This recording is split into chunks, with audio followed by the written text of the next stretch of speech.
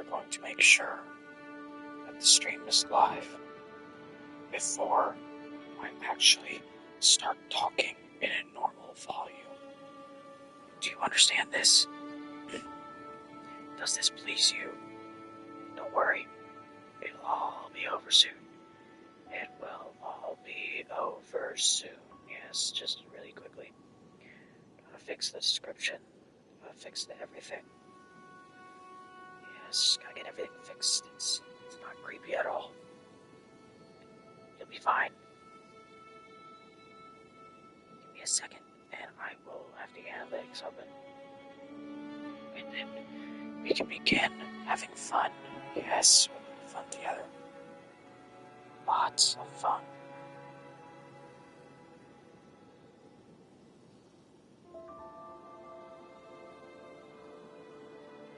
Yes. Okay, we're back. Analytics are open, and I can stop whispering to you like a creepy, creep. Anyway, we're gonna test some stuff out. Well, I say that. We're gonna test one thing out.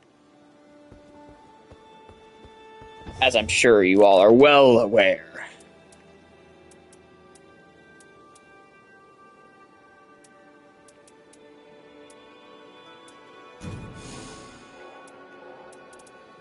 There has been an update to the game. Yes, indeed. And this update, it has its ups and downs. I'm not gonna lie. Some of its downs are pretty bad. Like, really, really bad. But that's okay, because not all the ups and all the downs have to be all hunky-doody, you know? So what I'm going to do, or try to do, excuse me, we're going to use my Invincible Raider loadout, which I will go over in detail right now. We're going to test out, because one of the main things I've noticed, and if you watch a video on it, you'll see a difference of a side-by-side. It's a major difference. The speed of Raider's attacks has been increased, which is huge, because his attacks were insanely slow with his standard weapons before. So now that they fixed that, we're going to give Invincible Raider another go. So I have one relic that is partial HP restoration upon post-damage attacks, and changes compatible armament skill to endure at the start of expedition. The big thing is those first two effects, as magic attack power up doesn't help all that much, but having both of those on the same relic is insanely good and helps me have some other nice things equipped in other slots, such as Will of the Balancers, with improved melee attack power, skill attack power, which the skill attack power doesn't do so much for my starting weapon, but the continuous FP recovery and melee attack power is immensely helpful, especially given the fact that Raider has a tiny FP gauge. Then I equip Dark Knight of the Beast as my third relic. Stamina recovery upon landing attacks, always good. Taking attacks improves attack power is the main one. Fire attack power is also up there, I guess. It's nice. Crimson Bubble Tier at the start of Expedition, that's nice. But improved poise and damage negation when getting knocked back by damage is also pretty good. The only reason I have this equipped is because none of my Red Deep of Night relics are all that good. So I just threw the best thing on there that I could. This is a really good relic just for anyone. Reduced or increased rune acquisition and reduced FP consumption. That is helpful for literally every character. There's not a single character that is a bad relic for. Raider hit with character skill to reduce enemy attack power, and runes and item discovery increase for each great enemy defeated at a fort. I kind of want to see if I can get the Raider effect on a better yellow relic, so I'm going to check real quick. There we go.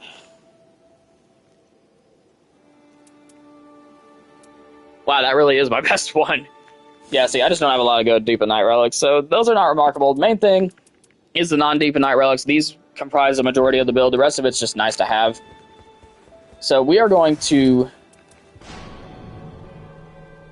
give Raider a shot. And I think we're not going to do it in Deep of Night. That's a bad idea. We're going to give him a go against... I need it against something. Should we do Gaping Jaw or like Dark Drift? I don't know. I'm feeling one of those two. We'll do Dark Drift. We'll do Dark Drift Night. Nope, nope, not a 2-player. 1-player.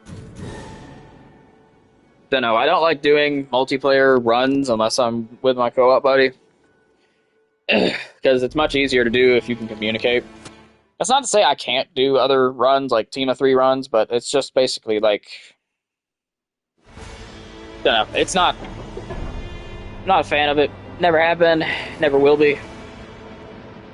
I always prefer...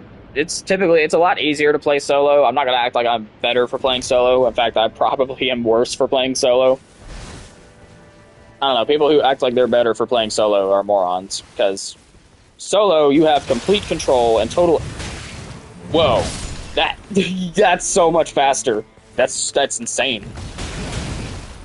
That's about the same. But yeah, you can tell a difference. If you have played Raider a good bit before this patch, you can tell the difference. That is... Whew.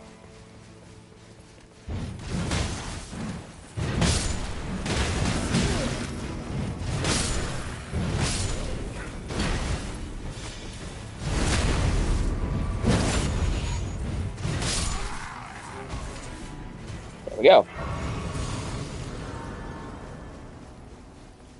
So now we're gonna head up to this church. But like I was saying, solo runs are much easier. Enemies are scaled way down. You get way more runes for killing them. You have complete control, total agency over where you're going and what you're doing.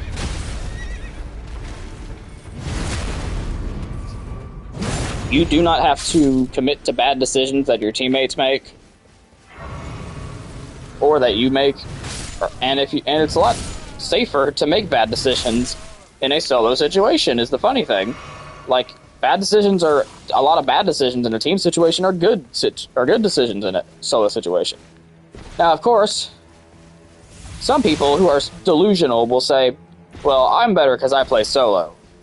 Really, you're just admitting that you can't handle having the aggro on you. And that you feel such a level of pride for having the aggro on you, like, you know, that's not how it was for 90% of your playthroughs of the other games.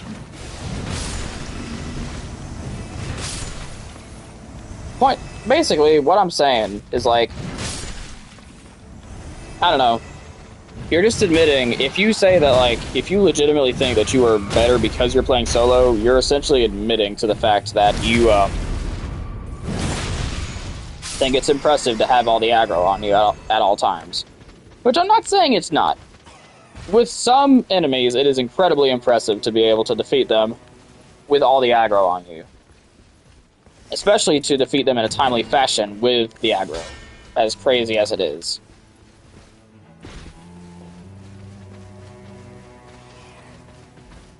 But, like, certain things are just not... Like, it is not very impressive to be able to take out, like, an Erdtree avatar with all the aggro on you. But legitimately, I have, like... And I mean, given these people are, like, short into their, like, playtime on the game, I get it. They're getting used to stuff.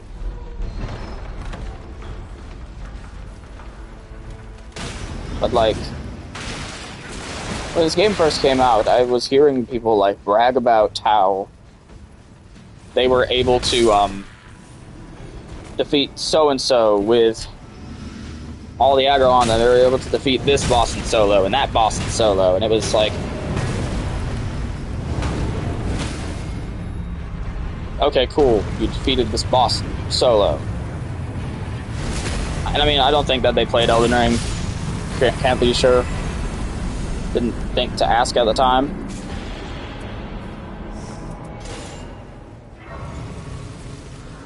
Oh shoot, I need some lightning grease or something like that.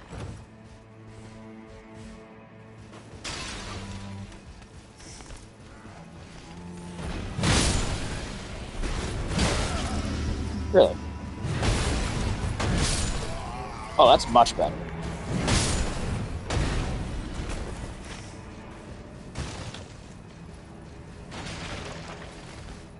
But I don't know, like, I've seen people brag about, like, being able to defeat a Nerd Tree Avatar solo, like, that's a flex. Like, I don't think you understand what you're bragging about. It's an Erd Tree Avatar. Now, I'm not saying it's like... I'm not trying to be out here, like, saying, okay, I've got my 2,000 hours of, like, only PvE in Elden Ring, and I'm saying Erd Tree Avatar is easy. Erd Tree Avatar is really just an easy boss. Like... I don't think anybody says, like, I've been getting my butt handed to me for 5 hours by Erd Tree Avatar, can someone help me? In all seriousness, I haven't seen anything like that. Like, Erd Tree Avatar is never the topic of discussion. It's like Malenia, or Mode, or something like that. Like, I very rarely ever see someone saying, like, you know what, this Erd Tree Avatar, just way too tough. I'm not saying that it's easy based off my personal experience. I'm just saying it's generally considered to be a very easy boss. Especially if you played Dark Souls. Or one of the original... Or, well, yeah, just Dark Souls. Because it has roughly the same moveset as Asylum Demon. Or Stray Demon. Or Demon Fire Sage. Etc., etc. You've seen that moveset 3 times in the original Dark Souls.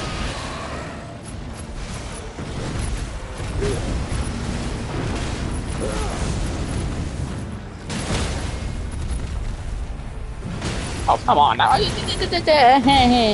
was right at point blank range. Why didn't you do the critical hit? But yeah, I don't know. We're gonna get back on. I got a little bit off track. We're gonna get back to the fact that it is not impressive to play solo.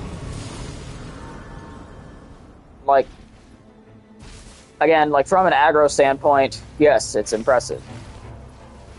But like, I don't know. That's literally the only reason I'm able to play solo is because I force myself to play the other games with as few tools that draw the aggro off of me as possible.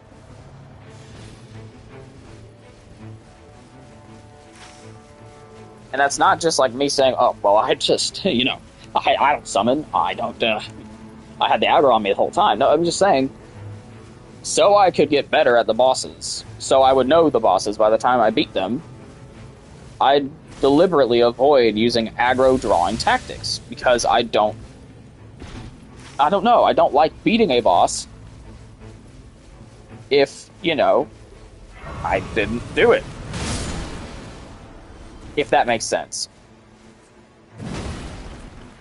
Like, I don't like... No, that's a bad way to put it. No, because, like, the way I see it, if the boss dies, you beat the boss. Literally, unless you summoned another human player that did all the work for you,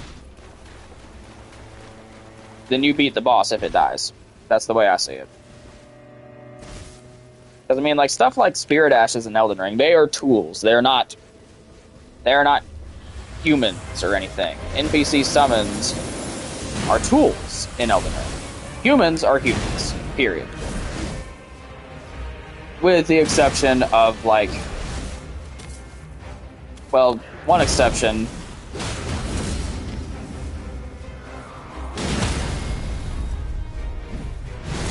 Like, an invader, a human invader, is basically a special type of mini-boss. But if we are talking just like...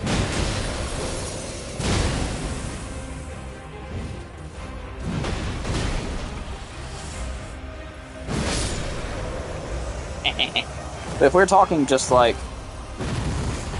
Yeah, we should do improved critical hits. But if we're talking just like stuff like... what was I even about to say? I don't know, there's a bit of differences between, like, summons. Like, human summons and human invaders. Essentially, until the human summon... The difference between a human summon and a human invader. Human invaders are...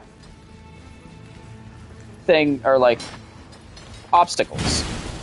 They're in your way to stop you from progressing. can't communicate with them unless you are just like actively trying to have someone invade you. Then that's a very special instance of exception, and you know it's a bit different there. However,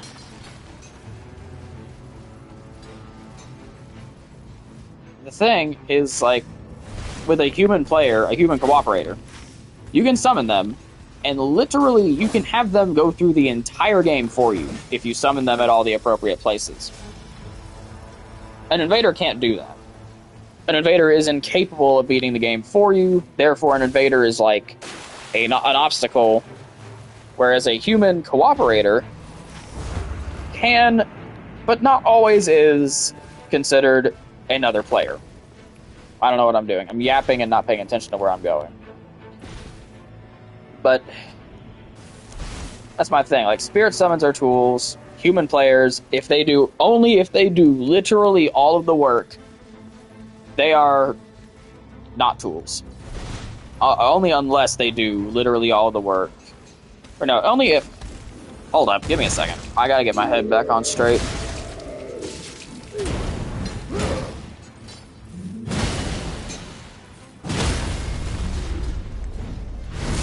So... basically, a human player is just the same thing as an NPC summon until it starts... until the human will start, like, you know, literally beating the game for you. Until you are no longer helping drive forward progress, a human summon is a tool, essentially. Forgive me for calling humans tools, but, like, you are making use of something that is going to help you progress in the game. That is a tool. You are using that human player you summoned to advance. Are we on the same page here? I feel like we are. I was yapping a bit there, but I feel like I've gotten back on the rails here. Or it wasn't yapping, it was rambling, really. Yapping is a nice way to put it. But essentially...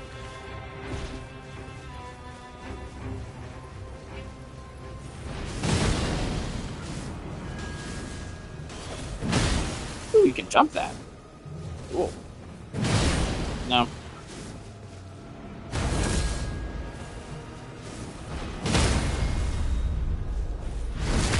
This. But, like...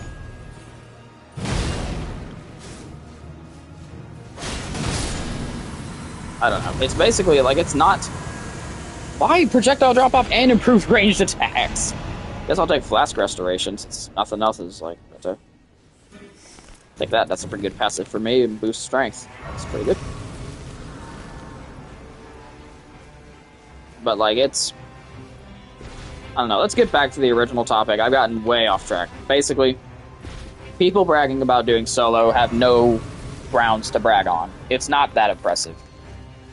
Like, I mean, you have seen some of these, like...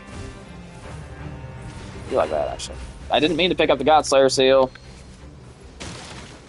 Oh, wait. Nah. Well, I don't know. Blessing's Boon is okay, especially for the Invincible Raider build. Ah, you know what, forget it. Don't make me regret that. But...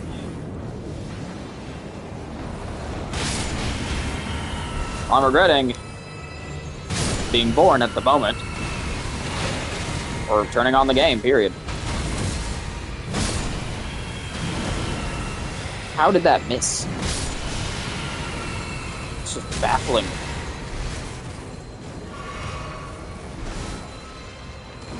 Literally the worst pre-night boss enemies ever.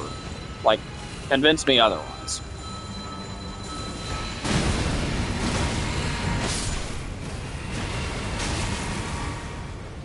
Literally the worst pre-night boss enemies ever. Convince me otherwise. You can't convince me otherwise.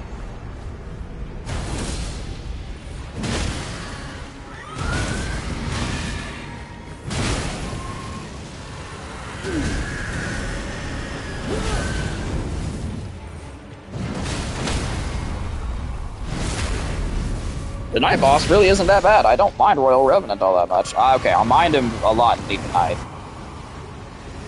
Royal Revenant, both Royal Revenant and Dancer are absolutely, like, they're powerhouses in Deep Night. It's terrifying.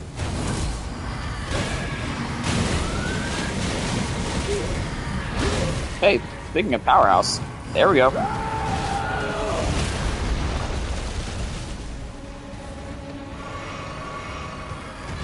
I think that one flask was going to heal me to full. I don't think I needed the chug 2. Pretty quick to quick blood loss. I like FP on successive attacks. It's going to be helpful.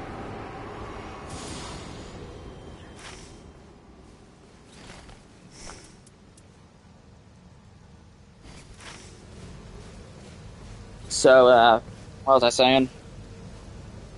Right, basically, I need to stop yapping. I keep getting off on tangents. Fact of the matter is, beating the game solo in this game means nothing except for the fact that beating the game solo is not as impressive as beating the game with a team.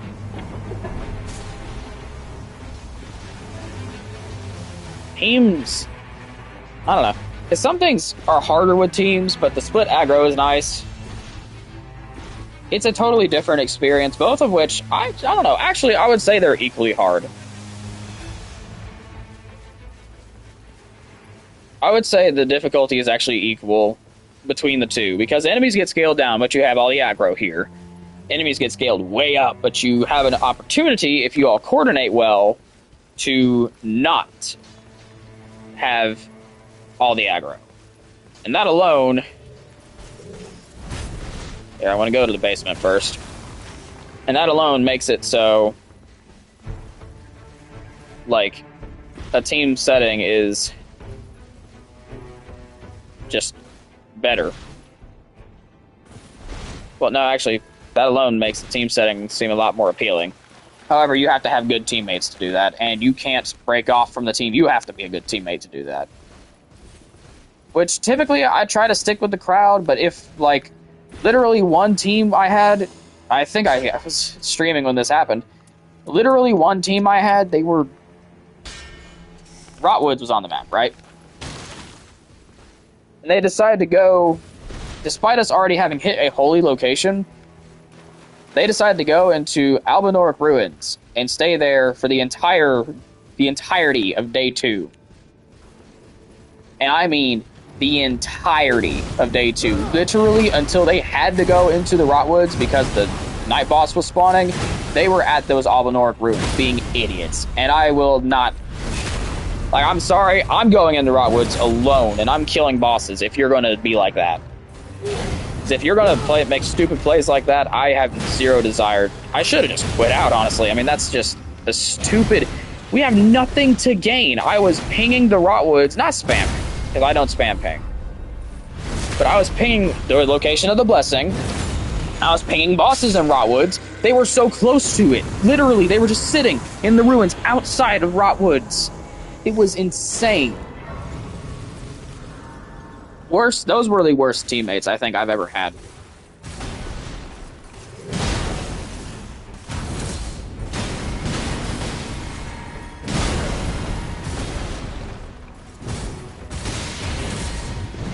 Behold the power of Invincible Raider. Behold how I can just tank everything.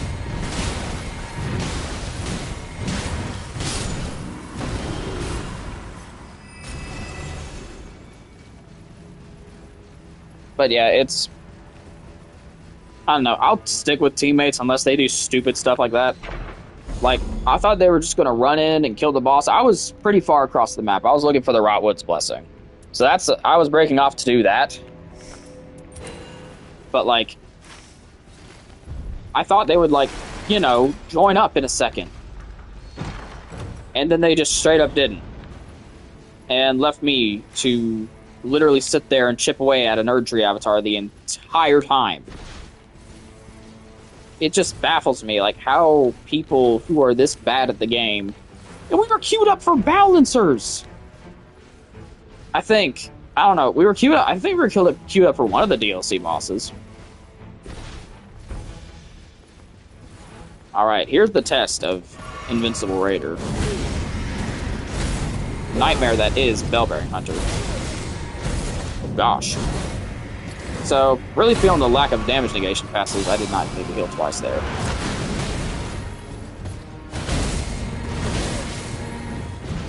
Cool, he just knocks me back through that anyway. That's insane.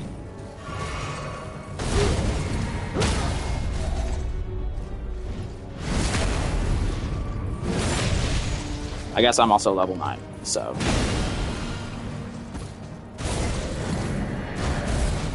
I don't know. I try to play other characters, I try to play other builds on other characters. It's just, none of them work as well as that crazy Wilder build I have.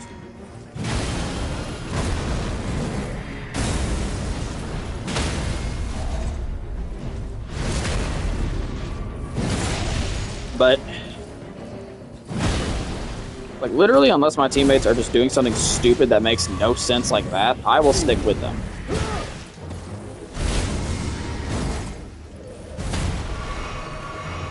I think that I feel twice there.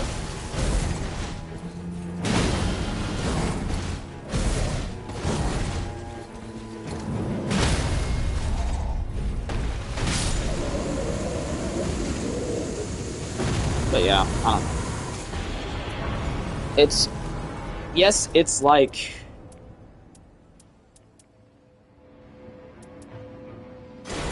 Yes, it's sort of like, you know... Like, yeah, it's harder for you, personally. Like... It might be harder for you, personally, to have all the aggro on you, but if you're like me, it might be much easier to have all the aggro on you, because at least, if you know how to dodge the attacks, it's a lot easier to have all the aggro. If you don't know how to dodge the attacks, obviously, pretty difficult to have the aggro on. But if you have learned the boss, enemy, etc., whatever you're fighting, then it's much easier to have all the aggro on you, so then you don't have that random, you know, like, just spurt of, hey, boss is gonna switch aggro to you. And you weren't ready to dodge, but you should have been. Like, you don't have moments like that if you are playing solo, because all the aggro is on you, so you know that you're going to be the one getting attacked.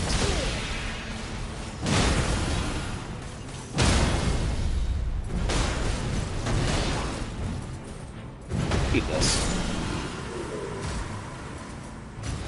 I do like the up speed of its attacks. Say it like it's a thing. Oh, I mean, this is a creature. This is a creature. There's no way there's a human being under this armor. Such terrifying power can only be achieved by an inhuman creature.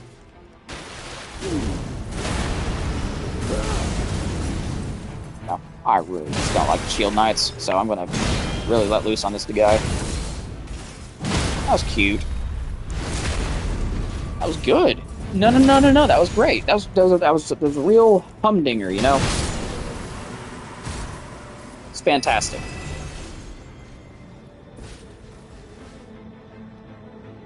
But yeah, basically what I'm trying to say, nub of the argument,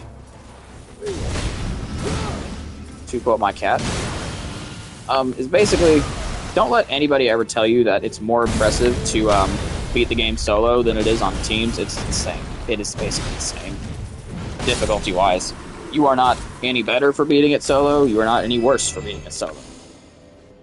Ooh. I know initially I was saying that I might be worse because I play solo, but...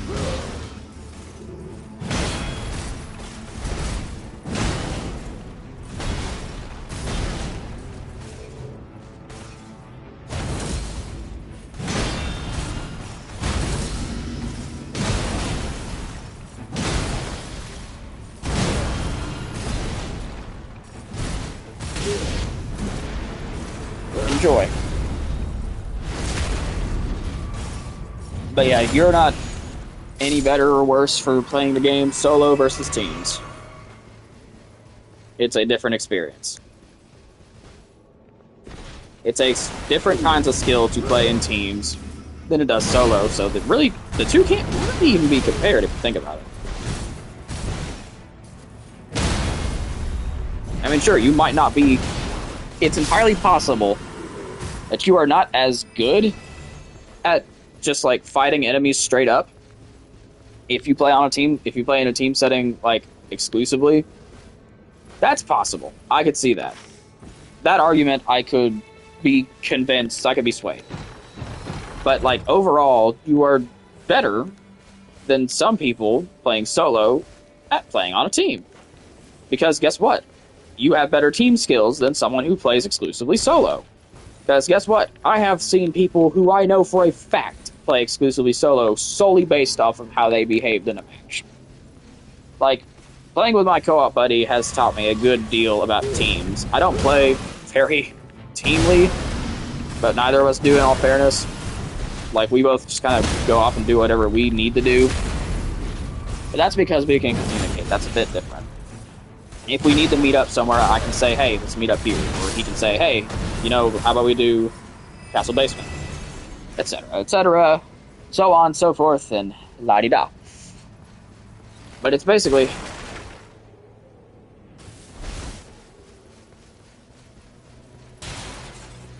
Oh, there's a healing bush on the other side, but I wanted to hit that one since I thought it wouldn't heal me all the way.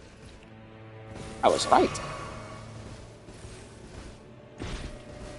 But yeah, that's my deal.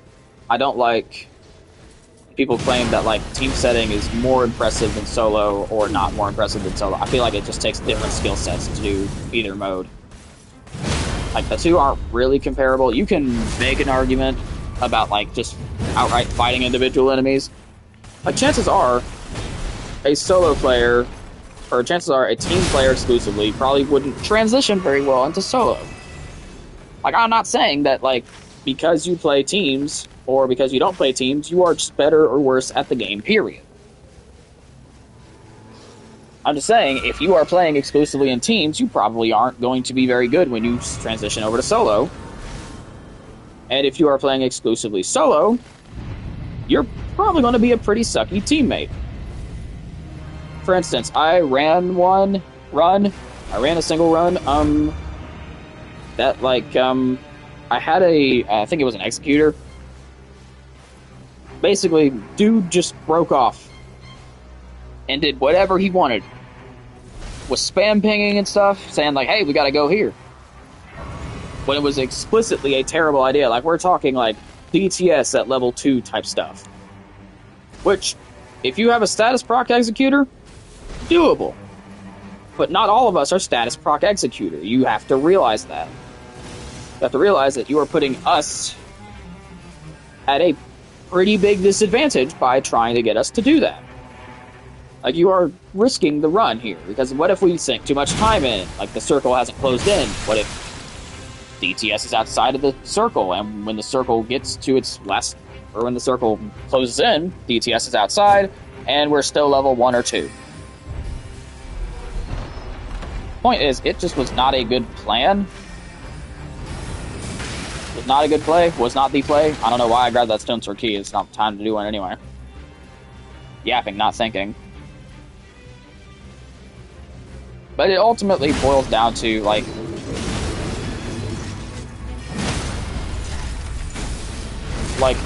if you can be a good solo player and a good teammate, I'm happy for you. If you can't, just, like, don't get in other people's way.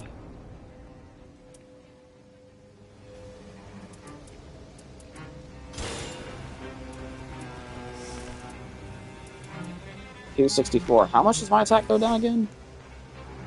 Oh, it's only 5. Keep attack up and wielding 2 armaments.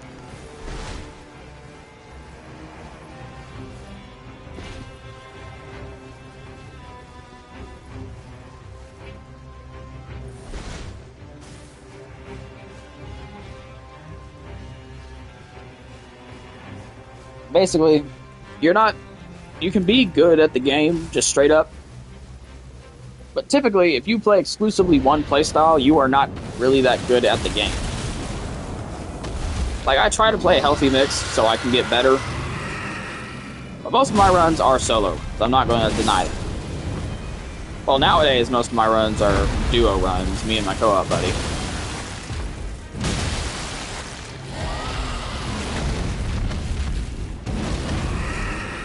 bit confused as to how that missed. I'm not confused as to how that was pathetic. Both of those were bad. That was terrible.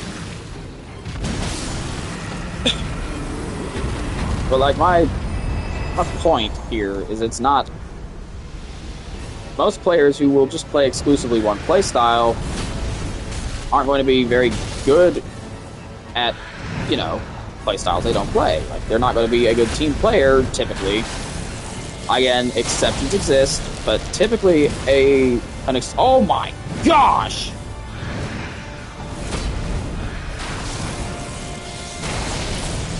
Let's get a replay of that. Oh. Power Stancing Raider. Nothing like it. But fine.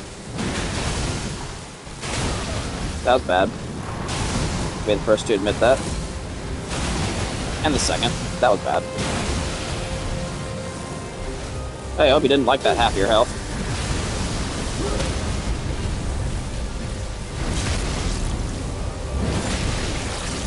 Hope you aren't too attached to this half either, because, hate to break it to you, it's gone. This build is so broken.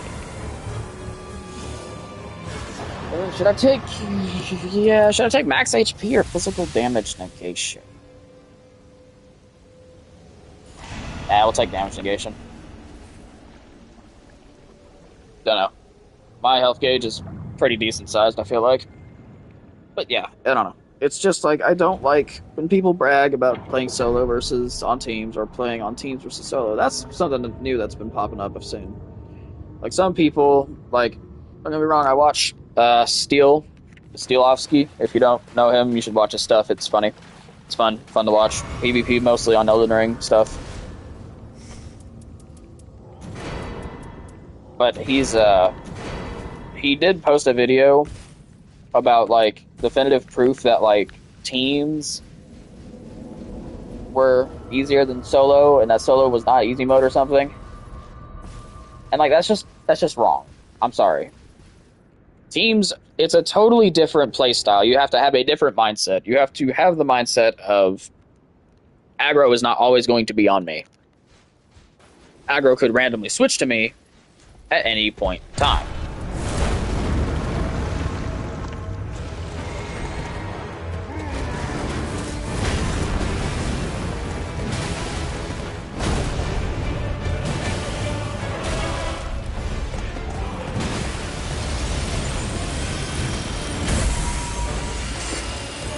Laughable. Come on. Where's the real boss?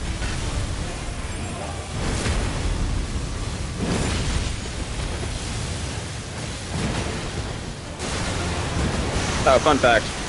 Those of you who don't know, you can jump that. Easiest way to dodge it, in my opinion. What am I doing? I'm not supposed to be dodging. Not the whole point of this build. The whole point of this build is to just base tank everything. So from now on, this is what we're going to do. I'll admit, I don't know what I thought was going to happen.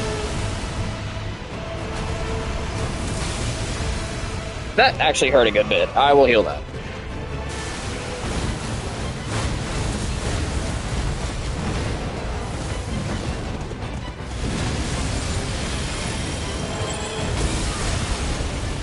I'll take the hit from the explosion rather than the spear, honestly.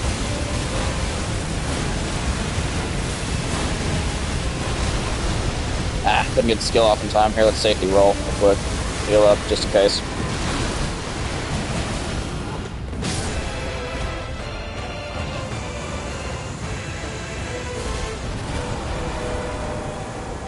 But yeah, I mean, I'm not gonna act like that was a hard boss, really. But yeah, this build's really good. And I got some amazing passes for power stancing. That's the main thing that helped.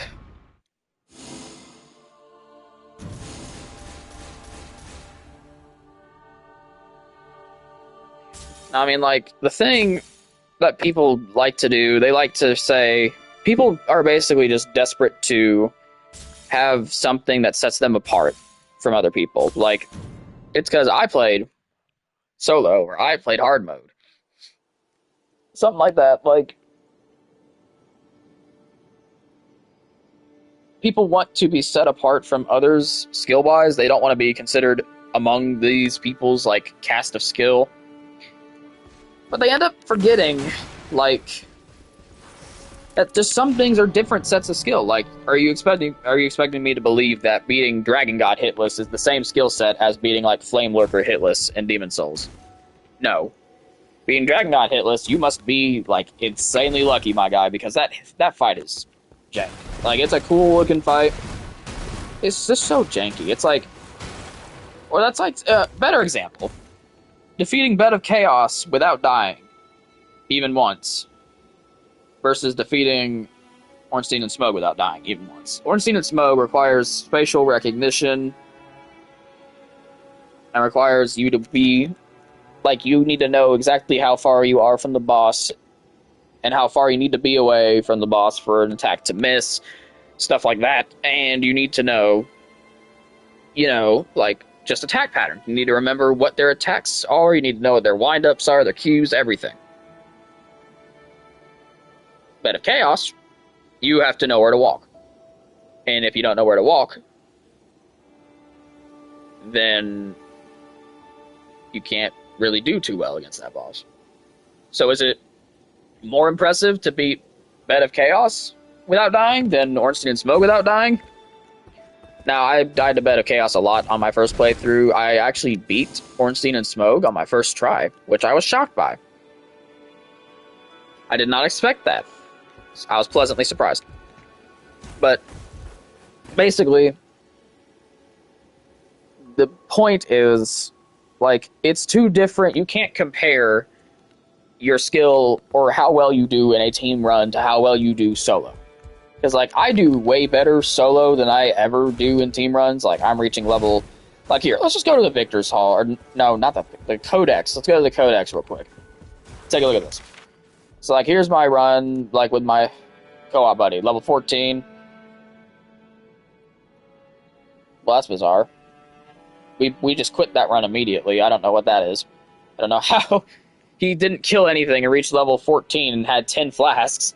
That's... I don't know what happened there. But, like, level 14... Let's go down here. Level 14, we were level 14 here. Level 15, that's a rare exception. Level 15, rare exception, sorry.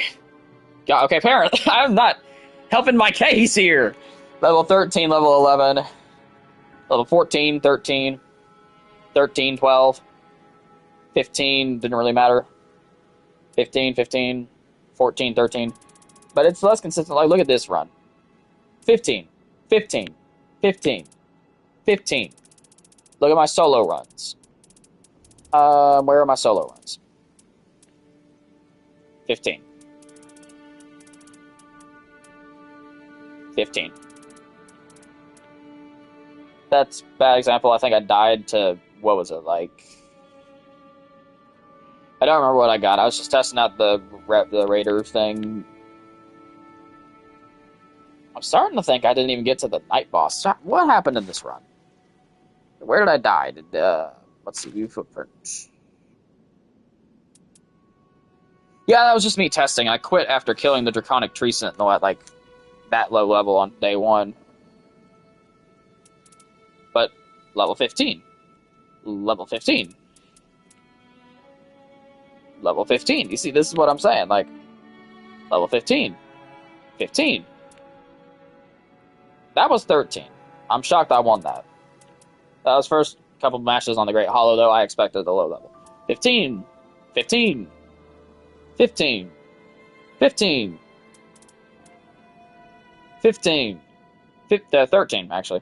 So some of these first clears against these Everdark bosses are a little bit lower, but generally my solo runs end with me being level 15. But, like, I typically, there's no question I perform better solo than in a team setting. It's just how I play. But, like, some people who are typically team players, like play on teams, will struggle to come to solo because all the aggro's suddenly on them, and despite the enemies being scaled down, it's still a learning curve, you know? So that's what I'm saying. It's two different play styles. It's really not fair to say that playing one of these makes you a better player. That's the nub of this argument that's been going on for no less than 15 minutes. And I'm talking to nobody, so I don't know why I'm even yapping. Let's do some Deep at Night. Depth 3, Fissure in the Fog. I'm going to stick with Wilder on this. Mainly, I'm going to try and reach Depth 4, because my co-op buddy he's keeping it at Depth 1. I want to see what happens if he's at Depth 1 and I'm at Depth 4. Like, what kind of runs are we going to get queued up for? Like, are we going to get only Depth 3 runs? Oh, by the way, we had a fight against Depth 3 balancers. It was an epic fight. It was awesome. It was so long and so hard. Oh, that was stupid. I hate that I said that. It was a grueling battle. Like, it was intense. I had to get him up from 3 bars when I knocked down the main Harmonia. It was crazy. It was an awesome fight, and we both did really well that fight. I mean, it was so good. Like, that's the kind of fight I want out of a Deep at Night run. It was super challenging, and it was just awesome. I loved that fight. I'll take this in case I power stance, but I need to get moving. I've spent a good while here. Taking damage towards FP. Take that, I guess. Not intending to take a lot of damage, since it's Depth 3. But if I have to take some, whatever, you know?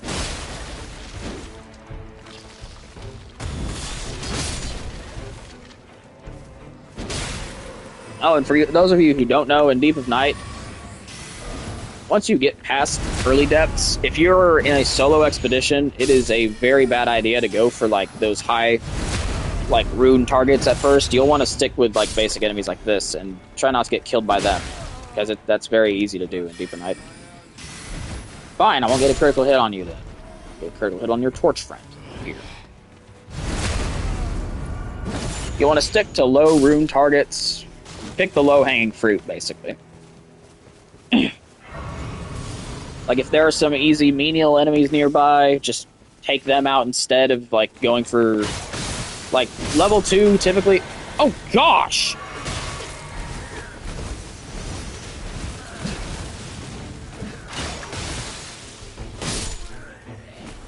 Like, in a normal run, at level 2, I would have no problem taking out, like, an Elder Lion or something. Depth 3, you can't do that. I want to let you die to your own poison, friend.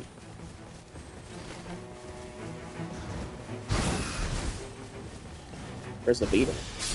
Oh, there's the beetle. Hey. Hey, friend, don't worry. I'm just here to kill you and take your talisman that you are guarding so dearly. That was bad. I hate bats, but that was my bad. Hey, that's worth it now. Look at that. Improved dodging and only 5% impaired damage negation. Now, okay. Now that I hear it out loud, it is damage negation across the board. It's not just physical damage negation like a Scorpion Charm. And at lower levels, 5% damage negation increase or decrease could be devastating. Especially in Deep at Night where everything already basically one-shots you anyway. Especially at a low level.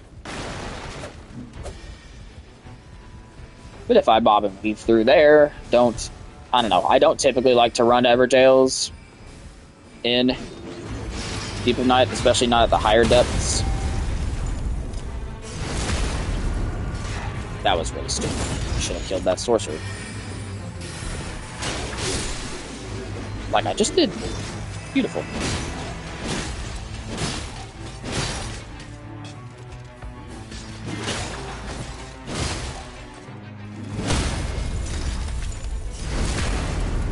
This is going to hurt you a lot more than it's going to hurt me, Mr. Crystal Man.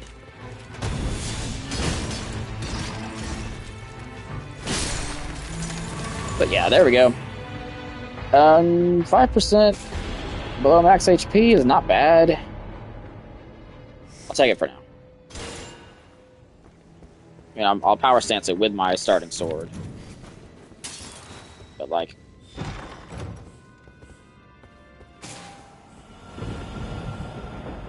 Alright, not a whole lot of good passives out of that. It's alright. Level 5 out of that is the main thing.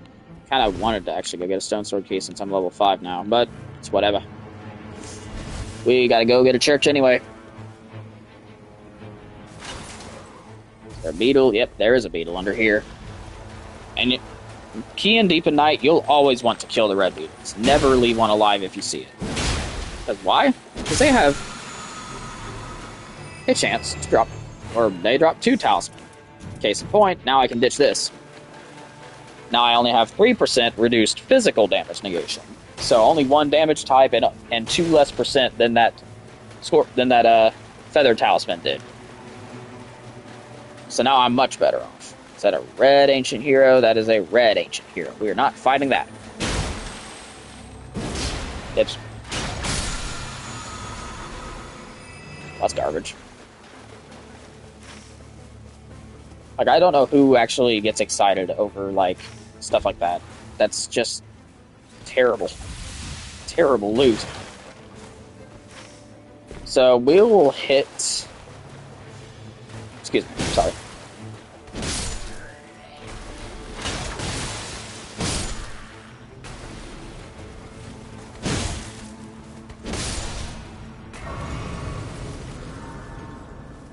So, we'll hit this tunnel. See what we can glean from it. Such a fun word. I like that word. Glean.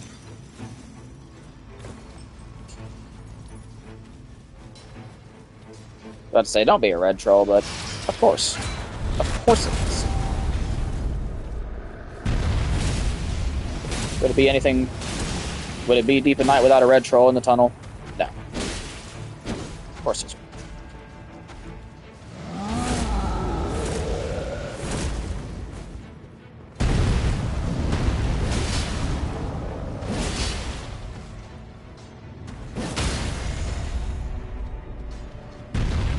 But I shoot some tornadoes. How does that sound?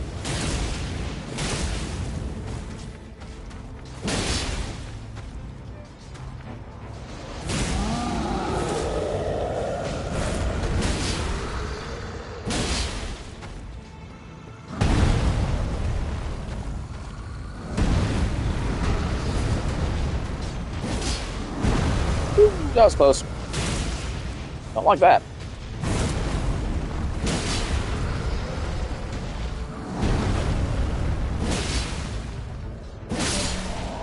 Go. Now that's really nice if I were any character except Wilder and I were running Libra. I like the Noble Presence incantation myself. It's slow, but it's goofy. Hey, Dragon Wound Grease could be nice if I run into a red dragon boss. Dude, okay, there is actually no way you looted... I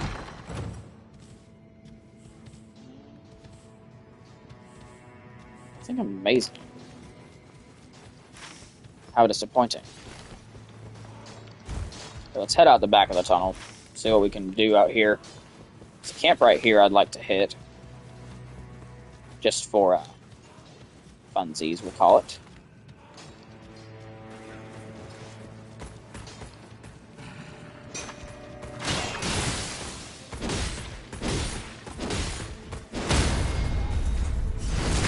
We'll go ahead and knock you out, Mr. Red Enemy. See what you give us. That's... I don't like poison buildup below max HP, otherwise I'd take it. No items. Didn't know if there were any back here. Never be too careful.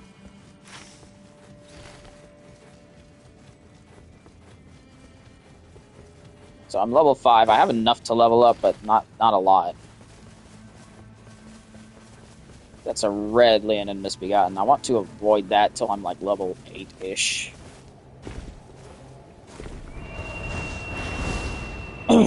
Something you'll never want to do in Deep of Night. Try and take on something that's red at a very low level. That's a bad idea. You might think you can do it, Trust me when I say you can't. And generally, it's just better to assume that you can't, because that way, you're not bitterly disappointed when you go to do it, and you, I don't know, can't. Wild thought. Even this red dog, probably not the best idea to take on. I didn't need to, did I? Am I doing it? Yes. Because I hate red dogs. And I hate Souls dogs in general. And that'd be really good if I were any character besides Wilder and cared about that. That's really good. That is really good. But there's this Elder Lion. Weird kitty. Now, Red Lion and Misbegotten, I'm not taking it on. Red Elder Lion, I absolutely am taking it on. It's a waste to not kill. Let's heal up. I don't trust it to not one-shot me. In fact, I'm fairly certain it will. So that's why I healed up.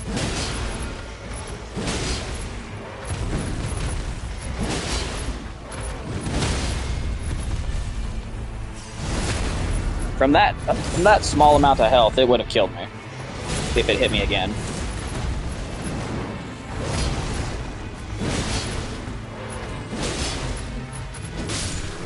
There we go. But ultimately, what are we fighting again? Kind of like that better. But I'm not ready to upgrade a weapon yet. Need some more runes, need some more passives, etc. So let's stick in this camp for a while. I should dodge out of that. I shouldn't have gone for that last hit, but I should have been able to dodge. And I always love how the Great Sword Soldier specifically will always get involved, no matter how far away or how little you're actually caring about them. Repeated evasion, slow damage negation. It's not great. Let's take a look around. See what we can get out of this camp. Through jump attacks like that. Space forward. Yep, now my inventory's full. Okay. Let's see what I've got.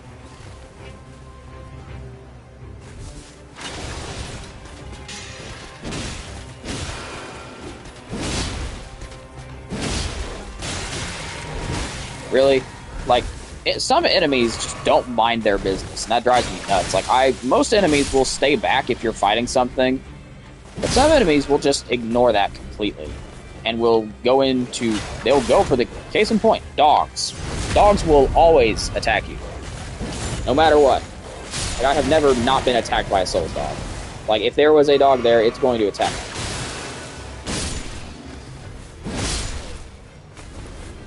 I'd like to hop up and refill now, since you hit me. You took a bunch of my flasks. Which, I mean, two. You took two of them, which is a bunch right now, considering I don't have a whole lot. Now I've got 15k going into night 2, and I'm level 7. I'm pretty comfortable there. Would like to be like level 8 or 9 or something like that, but it's really hard to achieve in Deep of Night if you're not running with a team that can help you out with some of the harder stuff.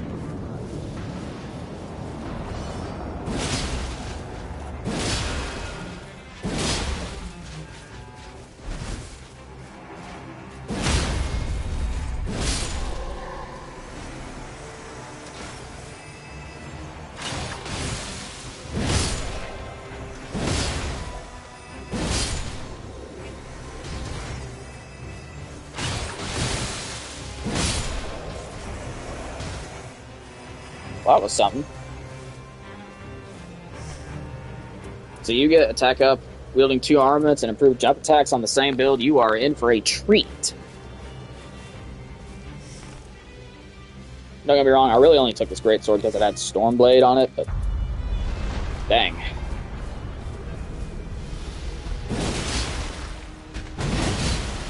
You can jump that. Interesting. You could jump like this, but that weird sideswipe thing he does? Didn't know that.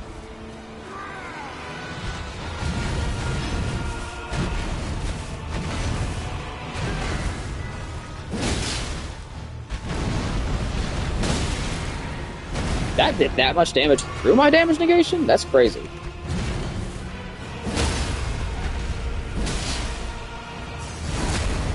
Likely. Enjoy that. When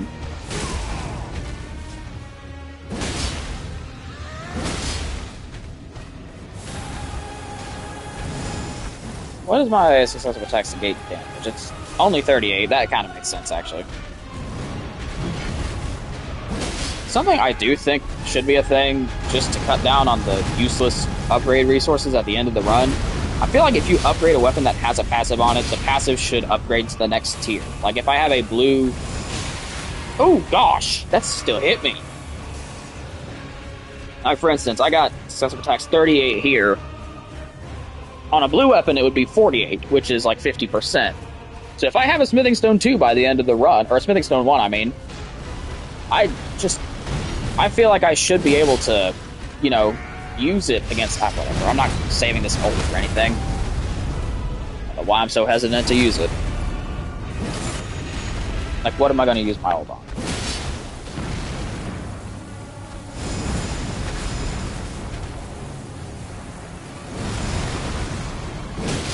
But, like, I feel like if I have a Smithing Stone 1 and can upgrade to, like, a blue weapon, the passive should also get an upgrade. I mean, otherwise, what's the point of having a Smithing Stone 1 at the end of the run? Like, if I just held onto it and never ended up using it, I either have something like that or have a sell function for random items that you just don't want anymore. I feel like one of those, the game would benefit greatly from having something like that.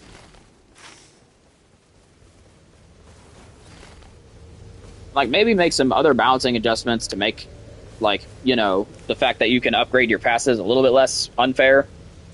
Because, I mean, because the upgrade from blue to purple on, like, the successive attacks negate damage passive is quite big. It's from 48 to 60. That's 60% damage negation of all kinds on successive attacks is really good. Like, I really don't like this thing. Problem solved. But like 60% successive attacks negated is a really good effect. And I seriously, like, I'm shocked I dodged that second hit. That's typically impossible to dodge, period.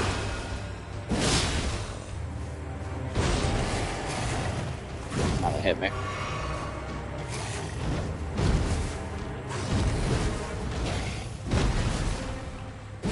But, like... Woo! Oh, gosh. Hey, thanks, Harmonia.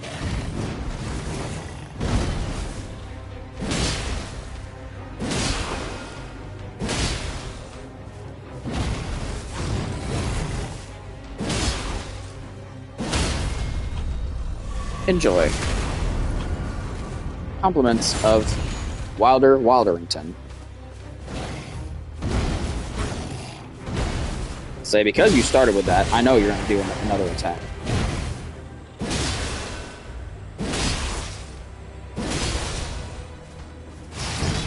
Might as well just speed things up. More blood loss. Yes, more blood loss. Blood loss. I'll say he's about to bleed. I can just tell. I've been hitting him a lot, so I do like the passives on that a lot. Take that over, taking damage restores FP. Alright, so now what we're going to do is finish getting these churches real quick. We're going to take this tree up to get this one, then we're going to take this tree to get the last one.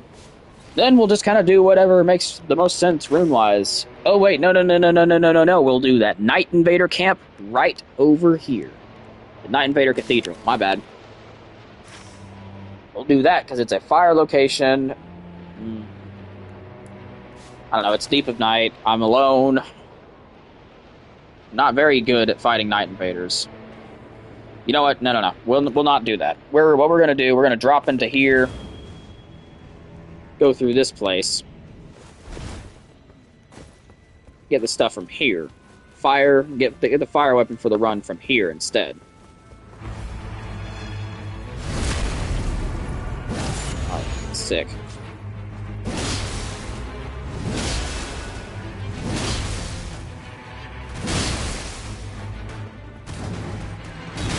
Oh gosh.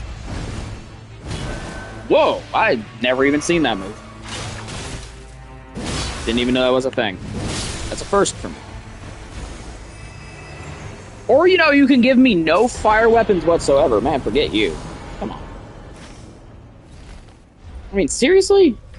That's the whole point of that dude. And it's a fire cathedral. Fire cathedrals have the highest chance of giving you the weapon you need. Allegedly. Evidently, they don't. I'll bull on that. Should have gotten a fire weapon. Certainly not two physical weapons, neither of which had a fire skill, if I recall correctly. I mean, that's just stupid. Like, that shouldn't even be a possibility. That you don't get the right... That you don't... Like, I don't care if you give me a weapon of the right type. Like, I could have made do with a fire Beastman's Cleaver. I love Beastman's Cleaver. But I need a fire weapon. I don't have a fire weapon. I need a fire weapon. So why on earth would I want two physical weapons with two physical skills? Like, what makes you think that that's what I wanted out of that location? If I wanted that, I would have gone to a physical location. I would not have gone out of my way. Hey, Bellbearing Hunter, good to know that he's down there. It's a waste of time. I'm not doing that. But I mean, like, if I wanted to get my hands on a physical weapon, I would have, you know, done that. I would have sought out, like, one of these other places, like this physical camp that's just off to my right. I would not have gone to a fire cathedral. Like, when I go into a cathedral and defeat the cathedral boss, I expect at least one weapon, maybe one completely unrelated garbage weapon, but I expect at least one weapon of the corresponding type to the character. Like, I feel like that's not unreasonable. Right? Oh, yes. Thank you. Oh, right. He has 100% physical damage.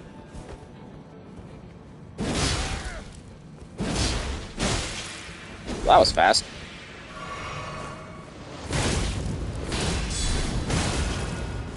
See? Chat? 100% physical damage negation on anything. Easy, because he blocked that Stormblade easy. Didn't really save him, but, you know, he blocked that Stormblade easy. Oh, please give me something good. I like that. Yes, actually, I love that. That's really good. But I would really love Fire Greatsword. Or Stamina impairs damage negation is not an amazing effect, but, you know, it's just nothing to be done. Ooh, that's nice. Hello there.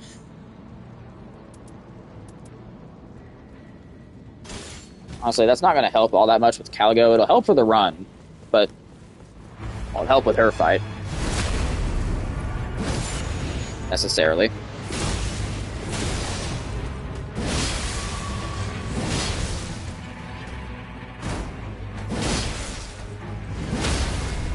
So, I don't know, most of the hits you take from Caligo, especially if it's Everdark, it's multiple hits, so that damage negation is not going to do you all that much good. But I guess neither of those are really good weapons. I need a Fire Greatsword. It's so simple. I just need a Fire Greatsword. That's it. Is that too much to ask? So I'm starting to think it is. Here, let's see what the great enemy is down here, because if it's Magma Worm, I'm absolutely taking it on. Because Magma Worm is a Fire Affinity boss. I don't know if this is actually a thing, but in my insane mind, it might be. I swear you are more likely to get, like, Holy Affinity stuff from, like, Erdtree Avatar or Ulcerated Tree Spirit, and you're more likely to get Fire Affinity stuff from stuff like Magma Worm or... Nope. Nope. No. Nope. Nope. Nope. Nope. Nope. Nope. Nope. Nope. Nope. Nope. Nope. Nope. I will not be fighting Draconic Tree Sentinel Red. I will not fight a red Draconic Tree Sentinel. That's just insanity. Like, some people can. I am not one of those people. Some people can manage. Again, I say, not one of them.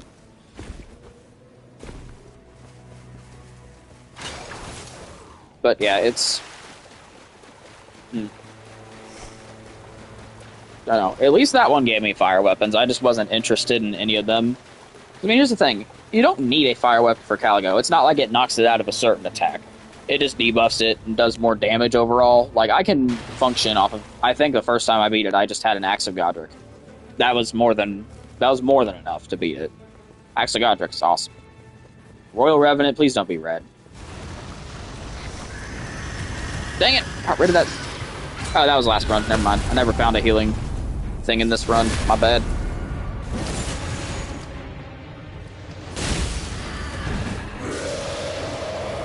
Fun fact, I'm pretty sure they slowed this thing down for solo.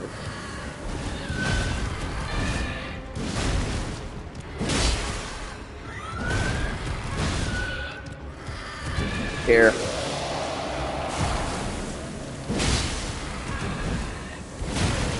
That hurt.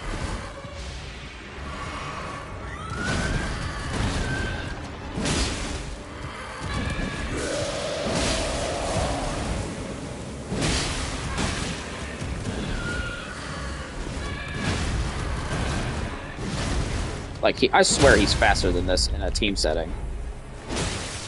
Which I don't know if that's true or not. Again, it just feels like it. Dude, this is insane. Stop texting me. I can't read my text right now. Not in a position to read texts.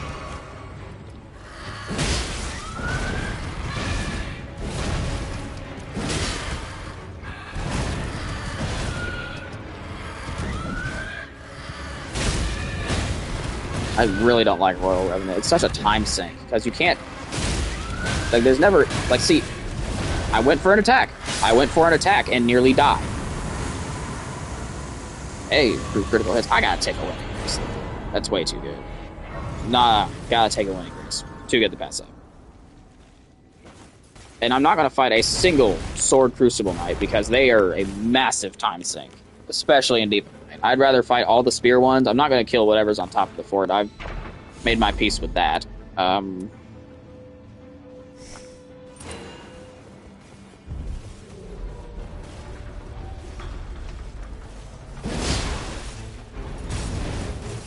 Dude, you are not attacking me. I know for a fact that you're not. Because you're not supposed to be attacking me, period.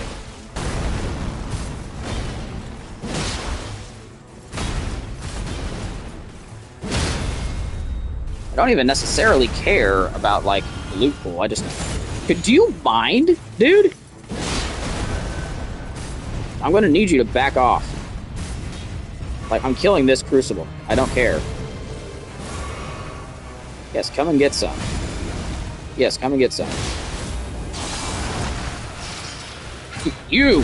Back off! You're not ruining this for me. This Crucible Knight is dying. I'm glad that other one despawned, because he's the one from the basement. He shouldn't have even been here in the first place.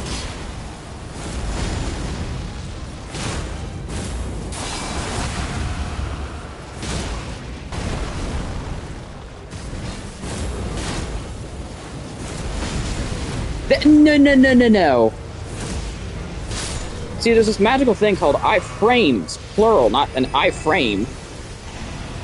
Pick max HP up. It's pretty good. Move. Stop slowing down randomly. Just move. Use your feet and run. Alright, so I'm not getting a fire weapon. That's that. And I'm not reaching max level. That's also that.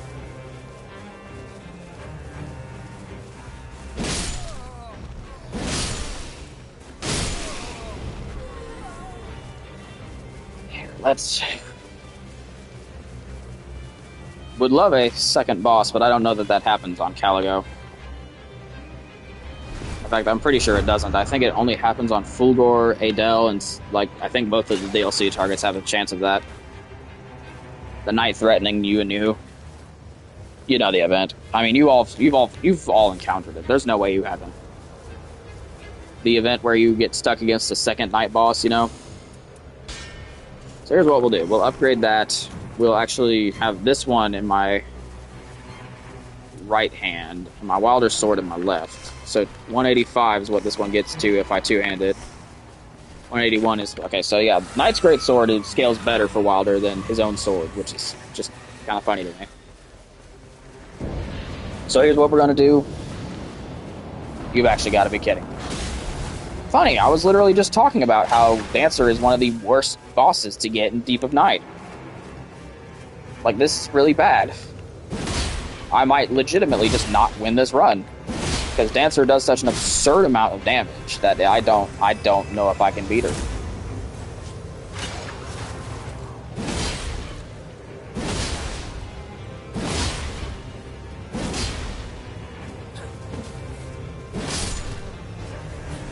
Get space, nerd. Alright. So, kill you. Really?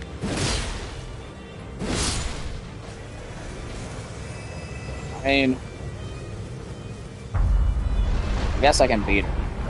Might lose my Wind and Graces thing.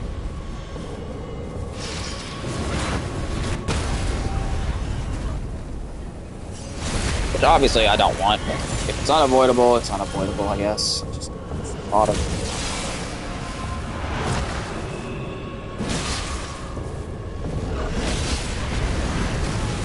There's actually no way. I dodged at the perfect time.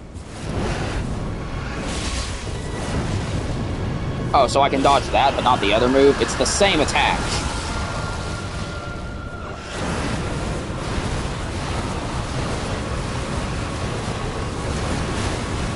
Dude, like, look at that. That's just stupid. Like, I'm sorry for being a complainer, but there's nothing okay about that damage. That's just flat out stupid to let a boss do that much damage.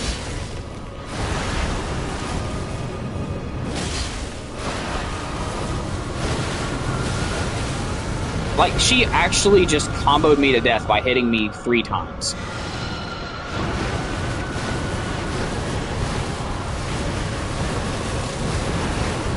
Stop doing that attack.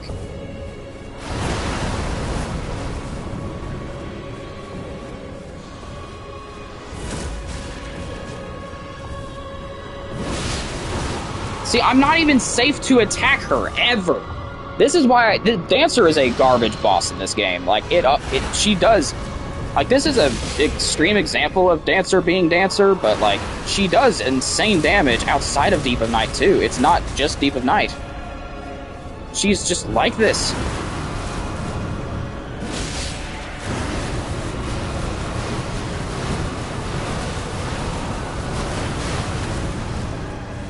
Like, this is not a Deep of Night exclusive problem. She just does this... Look at that nonsense! There goes all my Wind and Graces. Yep, she took all of my Wind and Graces and all of my flasks. This is what I'm talking about. She is a garbage boss that has no place in Deep of Night. In general, she is not a garbage boss. In Deep of Night, she sucks.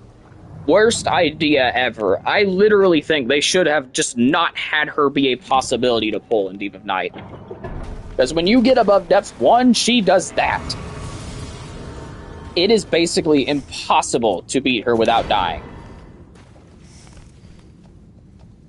Like, if she hits you at all, you're dead. Period. But you don't have the stamina to dodge everything, and you can't dodge that spinning move consistently.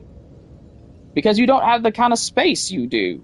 Like, I mean, okay, you have more space than you do in Dark Souls 3, but she's going to drive you straight into the night if... Whatever, dude. I gotta go do something real fast. I'll be back in a second, chat.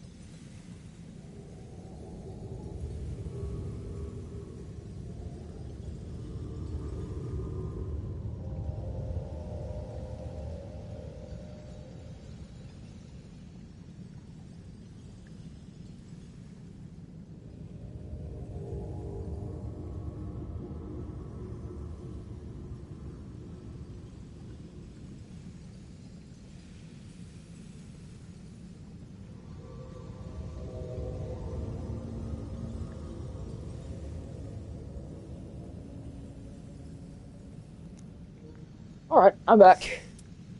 So let's take a look at the build that we got put together, chat. I hate the answer. Knight's Greatsword +1 doing 193 physical, not great. Wilder's Greatsword +2 doing 188 physical, really not great. But it has improved physical damage negation, improved skill attack power, so my Stormblade's going to be really strong. But lower stamina impairs damage negation, attack them with 2 armaments, 12%. Jump attacks 14, jump attacks 17, which combines for a total of 31%. Pretty solid. And stack the attack unwielding 2 armaments on top of that for a total of 43%. Then improve melee attack power, so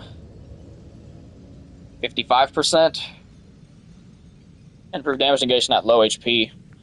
It's pretty nice as well. We got the Sacred Scorpion Charm impairing our physical damage negation, but that's canceled out by the physical damage negation here. So, I don't know. And I've got... What do I have? I've got affinity damage negation, physical damage negation, occasionally nullify attacks. I'm feeling decent. Especially if this is normal Caligo. If it's Everdark, I might be in trouble, I'm not gonna lie. Just because of how many resources that fight eats.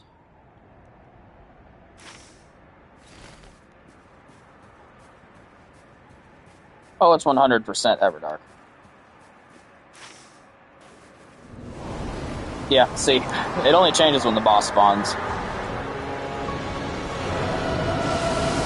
we're gonna run past it. Keep running.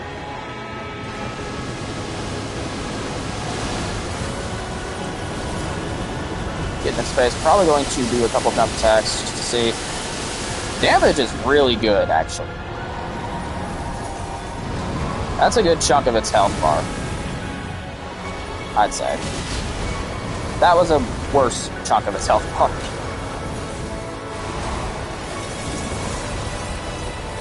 Typically, I really shouldn't have sat there and just, like, relied on spacing to dodge that. It's a bad idea.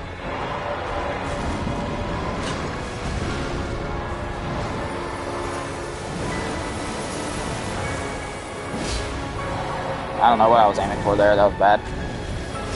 Yeah, let's just start off strong.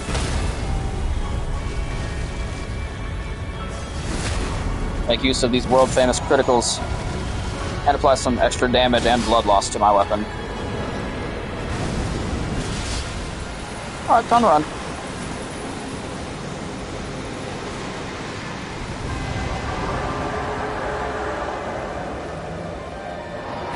I can get some.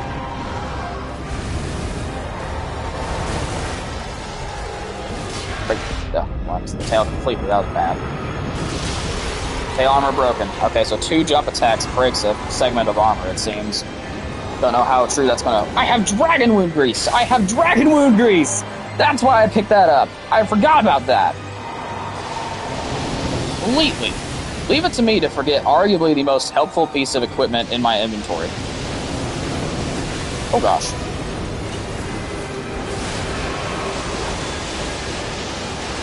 I'll heal just in case.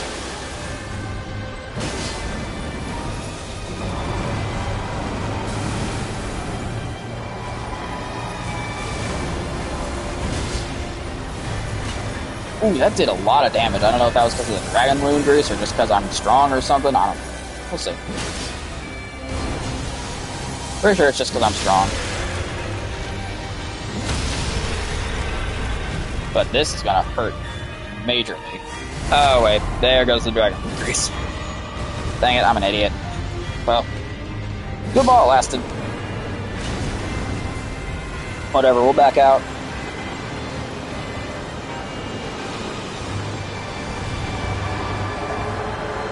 Please fly. Don't just, like, launch the crystal. Thank you. Huh?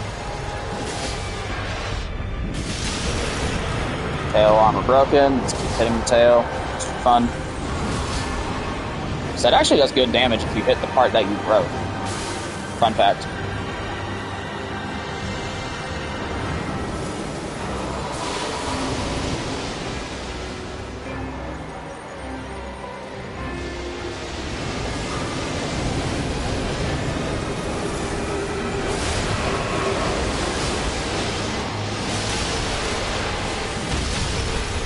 Yeah.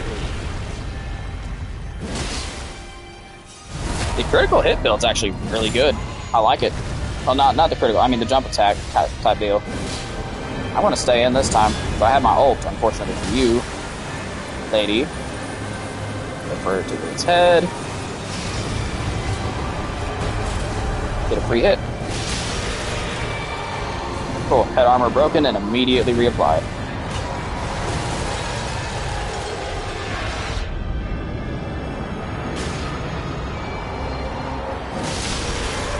There we go. That free Everdark Caligo fell.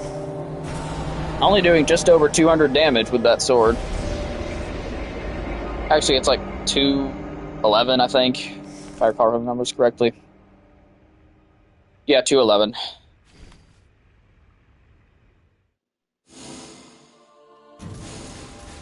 That was pretty good. Depth 3, you get 12 Sovereign Sigils for beating an Everdark boss at Depth 3. That's the main thing. I get a ton of Sigils for doing stuff like that. Ooh, I like that relic. I like the Flaming Strike starter. Love that. Rain of Arrows. Interesting. I'll ditch that. That's garbage. That's nothing special. Everything except for the middle effect would be really good for Undertaker. But I can't just hold on to stuff because it would be good for one character and stuff like... Well, I guess I can, but it has to be really good if I'm going to do that. Like, I can't take a Guardian with Dormant Power helps discover daggers. Guardian is not a dagger... You know, he doesn't have an affinity for daggers. Even, you could make him use a Great Spear or a Spear. You cannot make that thing use a dagger. That bird will not know how to use that dagger very well. So we're going to do another Deep in Night run, since that one actually went decently well. This time we're going to try and streamline it a bit more. Why? I don't like... I love getting Caligo in Deep of Night. I do not like getting Sentient Pest in Deep of Night. Sentient Pest in Deep of Night is just a grueling, long, drawn-out, painful fight. Well, actually, all the churches are in a pretty nice spot. Like, you see it? It's like a little triangle over there. So that's good. I like that. Hey, and it's the Commoner starting camp. There's a beetle behind me. I'm going to go kill this beetle real quick. See what we get. I'll take it. So I have anything better. I need to be better about that myself. So I'm the king of... if I don't think of a use for it immediately, I'm not going to take it. But I really should take it. Like, what if I fight... For instance, what if I, like, end up fighting... a Fell Omen raid, and I get hit by his hammer, and it, like, one-shots me. If I had this, it might not one-shot me. Like, see, I don't think of stuff like that really often. Not very good at that kind of stuff. Not very good at planning ahead. I usually just think of the Night Lord. Well, I'm very good at planning ahead. I'm not good at thinking of the run, is what I'm trying to say. Dash attacks, rolling attacks. I like this. Helps with weird stuff. Weird, specific stuff. Although, really, in all seriousness, there's not a whole lot of reason to not take any of that. It only stands to help. That stands to not help at all. So, well, we'll not take that. I know I said something bad, blah, blah, blah, blah, taking everything, since there's nothing better to have. That's one exception to it, I will point out. Like, if it's just something that you know for a fact you're not going to use, like, I'm not going to use any incantations this round. I will find a better fire weapon, or a better weapon, period. That's another thing. Neither of the fire bosses, the fire is not required for either of them. Like for Fuldor and Maris, they are weak to lightning. The lightning knocks them out of very dangerous attacks. Almost required, you can fight them without it, but it's much more difficult than it needs to be. Wow,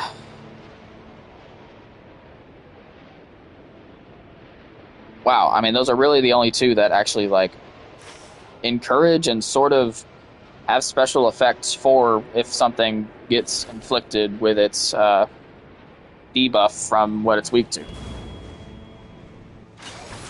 Because, I mean, like, if you think about it, Gladius and Hailster take a little bit of knockback real quick. Like, they just, for just a second, they take some knockback. And then they're right back to it. But they have lower damage, negation, and attack power. So that's okay, I guess.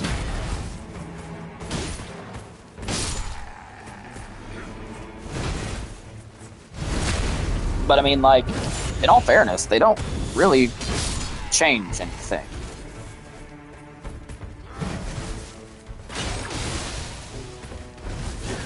Okay, that scares me. This foot soldier with his spear terrifies me.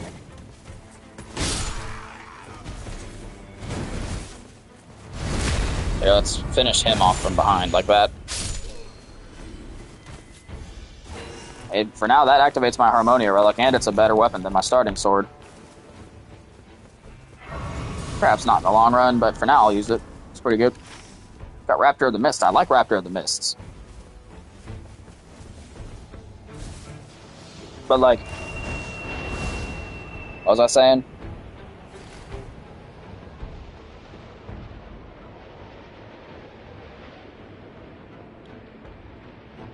Let's think. What was I saying?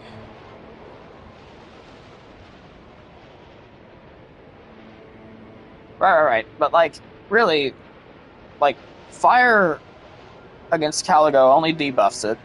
Fire against Pest, at least it lights Noster on fire and deals constant damage. That's pretty cool. Lightning against Fulgor only has the chance to apply the debuff if you're knocking him out of that spear attack. So that's what makes that cool. Balancers can be put to sleep and are effectively harmless once they are put to sleep, and can be very effectively disposed of from their slumbering state.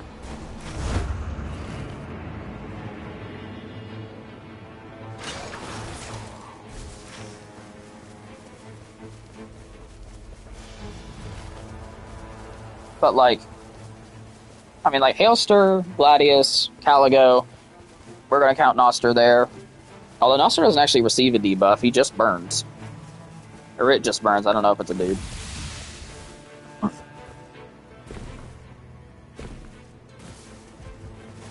Like Adele, Maris, and the other thing, whatever it was called. Oh no, I'm not taking poison below max HP. Sorry. Can't even remember what it was called.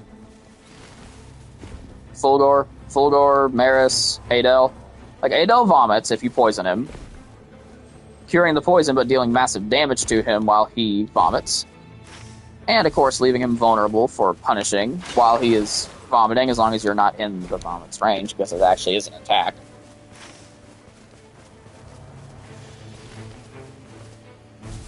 But, like, 90%, and Libra goes nuts. He goes berserk if you inflict madness on him, so that's pretty cool. But, like, I don't know. They just don't... There aren't a lot of instances where the status effect weakness actually does anything. Like, Dreadlord doesn't have one. His weakness is being struck over and over again, and then he applies a debuff that makes him take constant damage. And the debuff animation can knock him out of pretty much any attack he's doing. That's the main helper there, because if he's doing a really painful attack and you don't want him to finish, sometimes, nope. Considering going over there, Blackblade Kindred made me reconsider.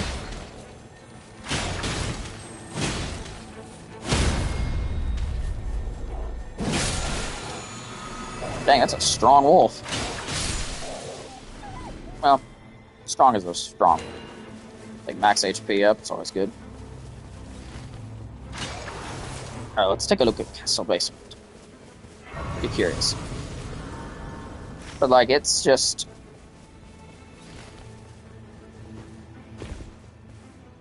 I don't know. I kind of wish that they had more weird interactions, like, you know, the Adele vomit or the Fulgor being knocked out of his attack, like, stuff like that. Basically, I wish that the status effect weakness was more gimmicky. Don't be. Or the Divine Fortification.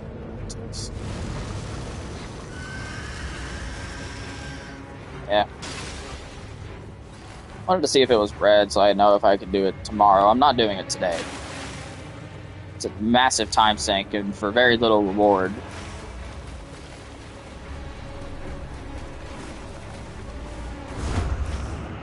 Or, well, I mean, it's not for a little reward, but it's for, like, not enough to warrant me sinking the entire rest of day one into it.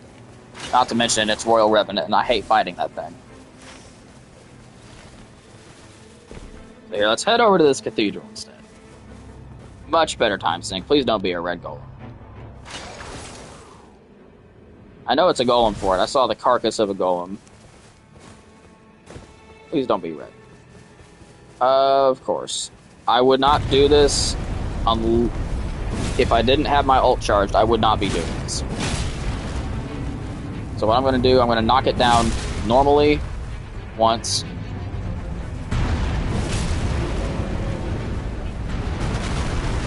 Then I'm going to use my ult against it. It needs to get off this weird, unsteady terrain. That's what's driving me nuts. It likes to get in places that make it challenging to get a critical hit.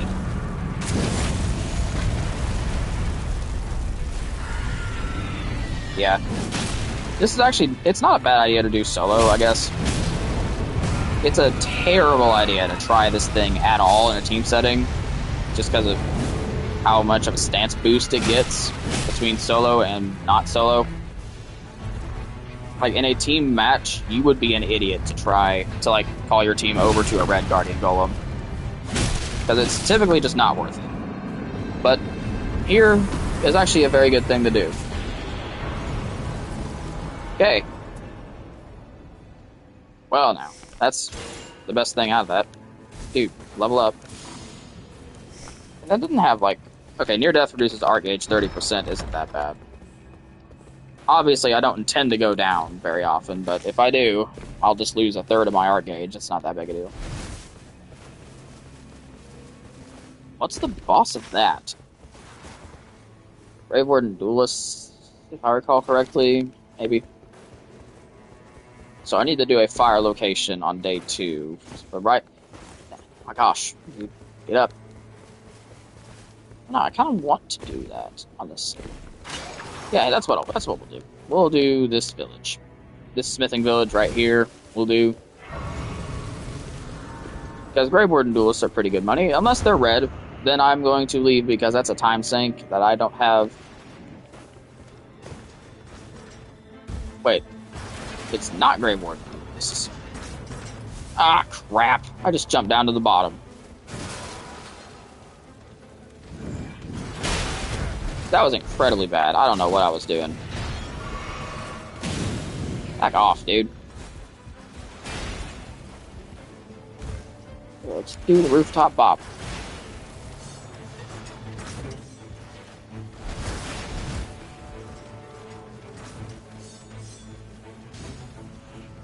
Keep my eyes on the skies. Dude, let me move. Their rate of fire is absolutely insane. Are you kidding me with this? It's Omen. Dude, no. That's too fast. That's way faster than they were able to fire. What the heck? What gives? Oh, you're dead. You are so dead.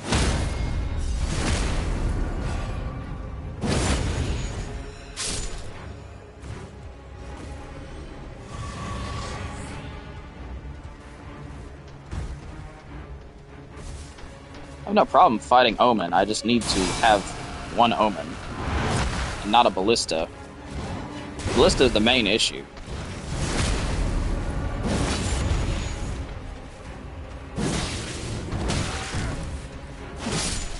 You're dead. Your turn.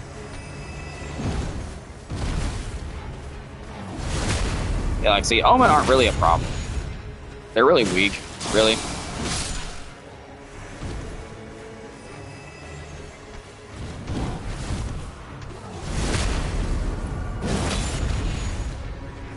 Yeah, this guy's a bit stronger.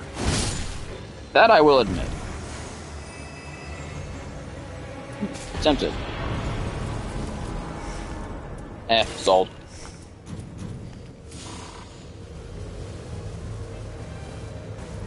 believe I've ever completed that before. I don't know. I like my Colossal Swords over my Curved Great Swords or my Great Sword, etc. I'm keeping that Curved Great Sword because it activates my Harmonia Relic. It's the main thing. Glad I didn't commit to the field boss down here like I was considering doing.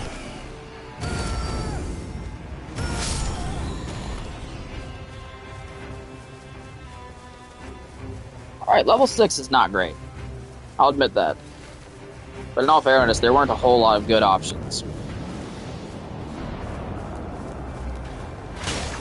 And it's an easy boss, I guess, so we're good there.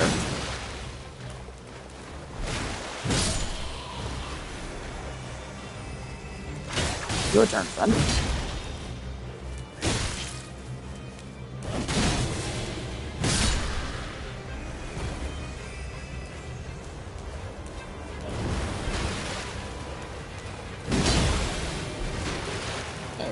And it did the status hammer build up, but at least the actual attack missed.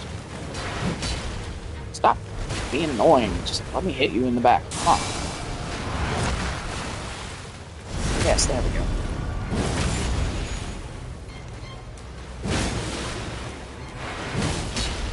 Dude. I never did like these guys' design, but the fact that they completely, I swear they took knockback in base Elden. I might be going nuts, but I swear they did, dude.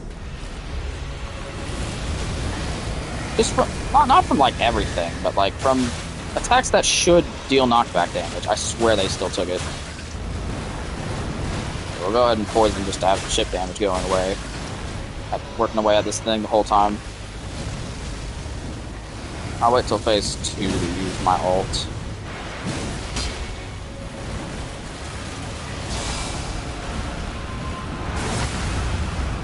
That. Jump into it.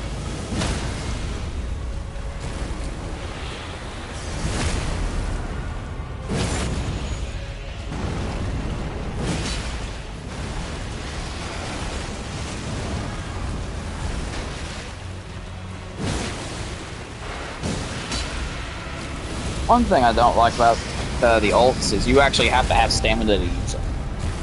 At least that's last time I checked and was prevented from doing an ult, it's because I was out of stamina. I don't know, I just find, like, okay, whatever, but, like, do explain that. Because that's something that, like, I don't feel like people would know immediately. It's like, oh, you have to have stamina to use this ultimate attack that doesn't actually take any stamina. Like, if I look at my stamina gauge and it's not going down when I'm doing something, then I assume it doesn't take stamina. Which, that's the thing. It doesn't take stamina to do your ultimate, necessarily, but you can't do it if you don't have a stamina. Like, you can't do it if you don't have stamina on your gauge. That's the stupid part. It doesn't take stamina. But you can't do it without stamina. Like, if I get the opportunity to do my ult again, I'll show it. I'll show you. Here, enjoy this.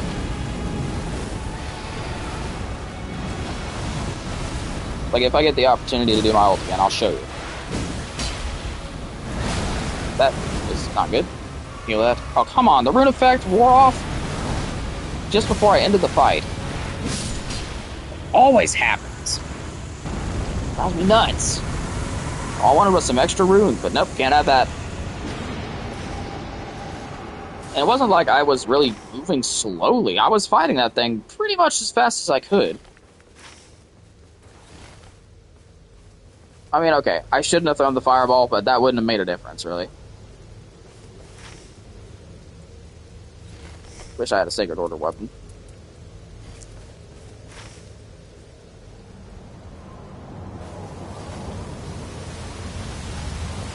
If I had a Sacred Order weapon, I'd go and tear that Deathrite bird to pieces.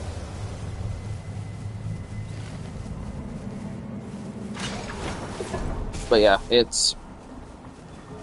I don't know. It's always been, like, a little pet peeve of mine that I have to have stamina to do my ult. But it doesn't take stamina. Like, I feel like it should either take stamina to use your ult, like, take all your stamina or something. So obviously it makes sense that you have to have some stamina to do your ultimate attack. Or it should take none the way it does. Because, you know, right now it actually takes 0 stamina to do your ultimate attack. And you should not have to have stamina to do it. Now, that's how it works with Wilder's ultimate. I don't know about other characters, but Wilder, you can't use his ultimate if you don't have stamina. At least last time I was watching my stamina gauge and my ult, that's how it worked.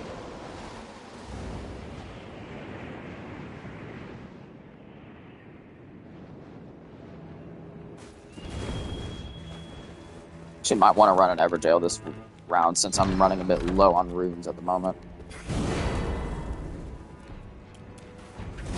Don't hate the thought of using a Great Club against a boss. Although I need a fire weapon, I can't use the Great Club to hold. If it had Sacred Order, I would use that Great Club in a heartbeat. Take a damage boost, damage negation. Took that over, less likely to be targeted.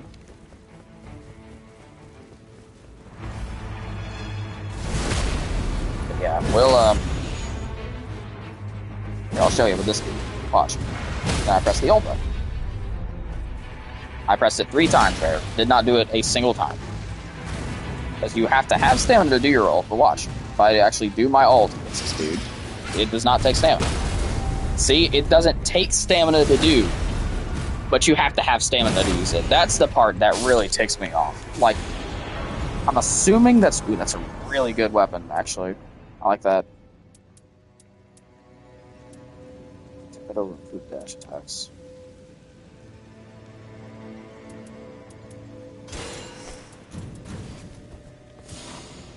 But yeah, it's like, I don't know, it's just stupid stuff like that. Like, why on earth do I have to have stamina to use this attack? It takes no stamina to do.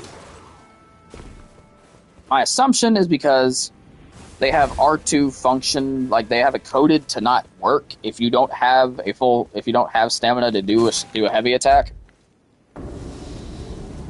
That's my guess why it doesn't work. I don't know if that's actually the reason.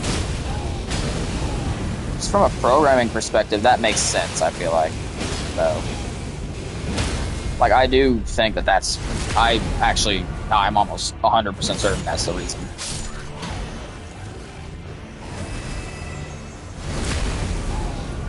Now that I said that, that makes sense. Because, like, if you don't have stamina, you can't do a heavy attack, obviously.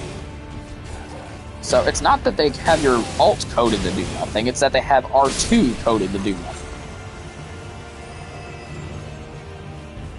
Now here comes these little guys.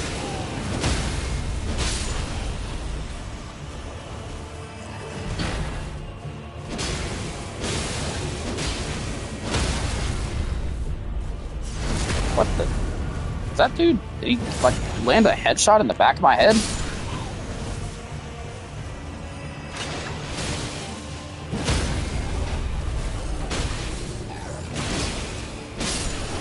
This little dude's about to kill me. In case you didn't notice.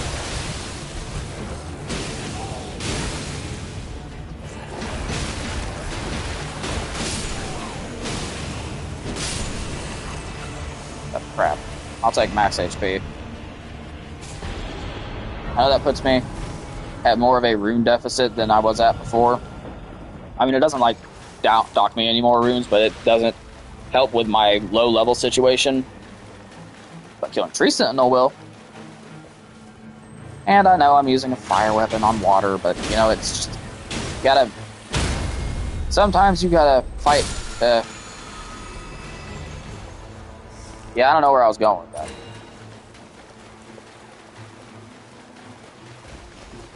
Something, fire on water. There we go. That's your inspirational quote for the day. Put that on your fridge.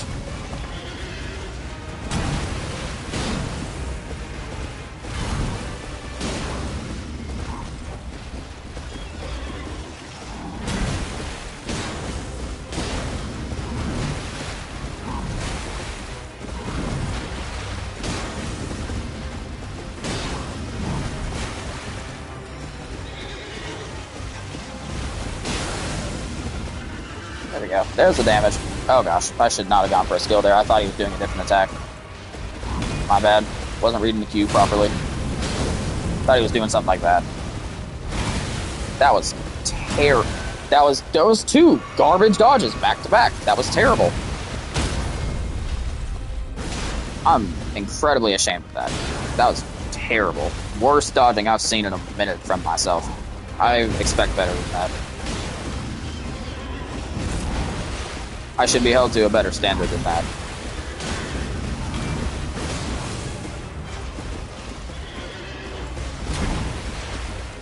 Should actually be doing more charge attacks since those boost my damage prediction. Get whacked. That's a better dodge. This is going to be a nice dodge when I dodge in and get a free charge attack because of it. For that attack, you just got to run away because you can't really time that dodge because for some reason, if you dodge too early because the horse is going to hit you,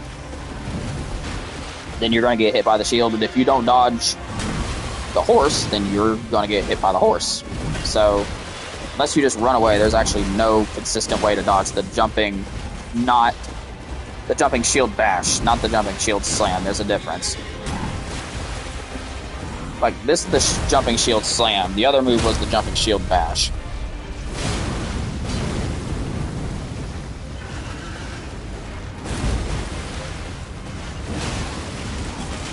Let me rephrase that. It's because obviously I just did it. It's possible to dodge and quite easy to dodge if you're not, like, right up against him. But if you are right up against Tree Sentinel when he starts doing that attack, it's really hard to get away with dodging it. Eat. Oh, crap. Oh, that was stupid. That could have killed me. I don't know why I did that. That was bad. That was a very idiotic move. Hey, now. That's good. I like that, actually, a lot. Except for two-handing roll, ditch. We'll ditch that. The only reason I'm not ditching, what's it called?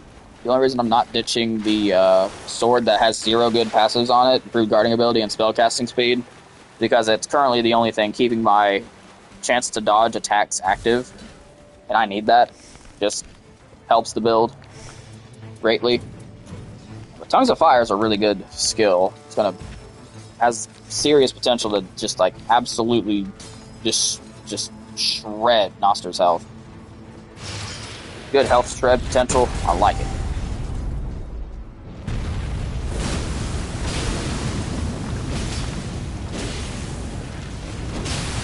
I don't know how he got knocked out of attack range, but we'll see.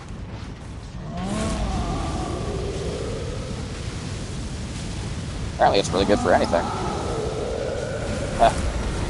Thanks, Harmonia. Okay, wow. Didn't realize how much my health tapered, or my damage tapers off when when I'm not two-handing. And obviously, this is a pretty good weapon. It's got fire damage, it's got bleed. Noster and Fardus can both bleed. My concern is if it's Everdark. Because that's a long, dragged-out fight. That is a very long fight, and I don't know that I... Well, I can do it. Yeah, I can do it. If I can't do it, then I probably shouldn't be playing Deep in Night, period.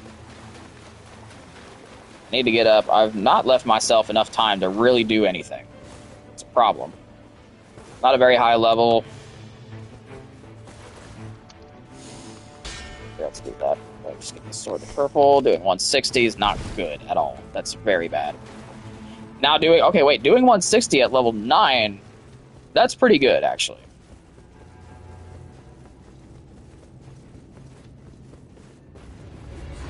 I don't know, actually. I probably shouldn't fight Royal Revenant. It's a time sink, doesn't give a lot of runes.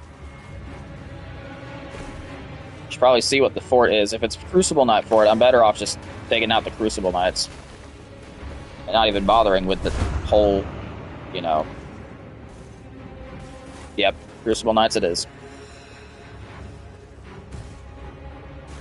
I'd like to start with one that isn't red, though. Like you, over here. You're not red. Although, I should check the top of the fort just to see if it's something easy like Bird Tree Avatar that was super weak to fire and be dead in seconds.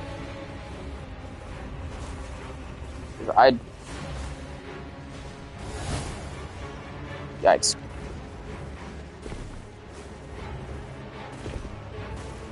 Nope.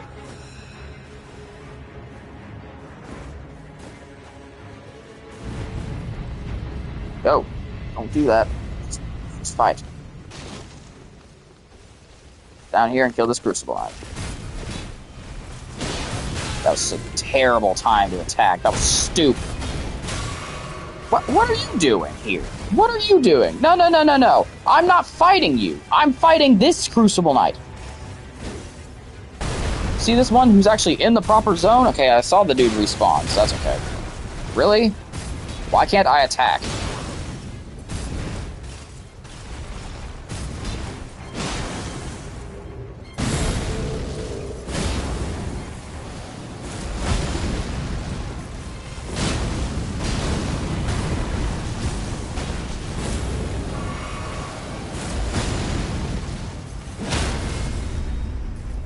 Around to the front, get my critical hit. Oh gosh, it's bad. Worked out okay then.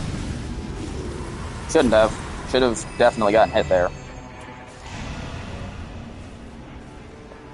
Now I'll take you on. So now I've got my ult charge, now you're in trouble. Then again, you might not be in trouble.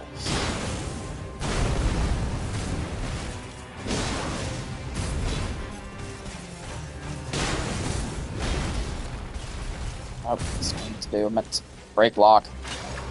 I'll mark something. There's not a lot of good spots to level up in this run, I notice. Like, a lot of stuff is red, and there's just not anything that's super easy to kill. Level 11 before Night 1's not terrible, but I would have loved to be a much higher level, because this means I'm going to be level 12 for the Night Lord. And I know for a fact it's going to be Everdark. There's no shot it's not.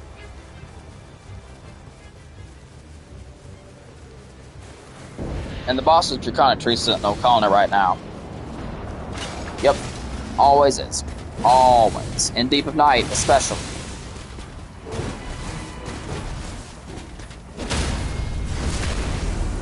Don't know why that is. Don't know why they feel so compelled to pit me against Draconic Tree Sentinel in Deep of Night specifically. But they really like Draconic Tree Sentinel. 175 with a bleed weapon's really good, actually. And it's 175 with the right damage type. That's the main thing.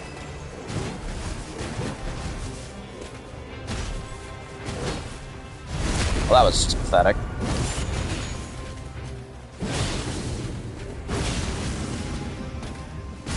Nope. Don't do that. Let's be nice now. We're all friends.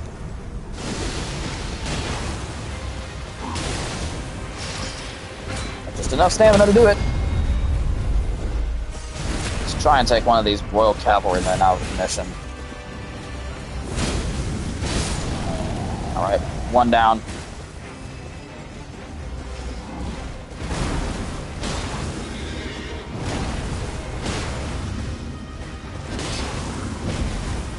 Oh, I was so concerned about. It's not that bad.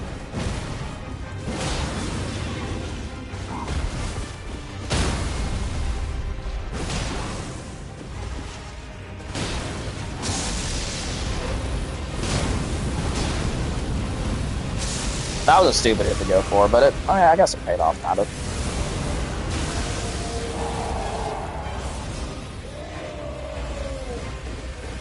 No, no. TS.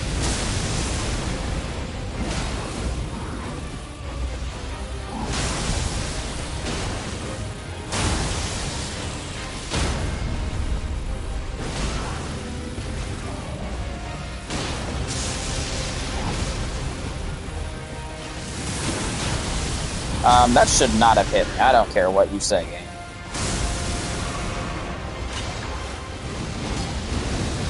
Oh, thanks, Harmonia. Save me from the nonsense.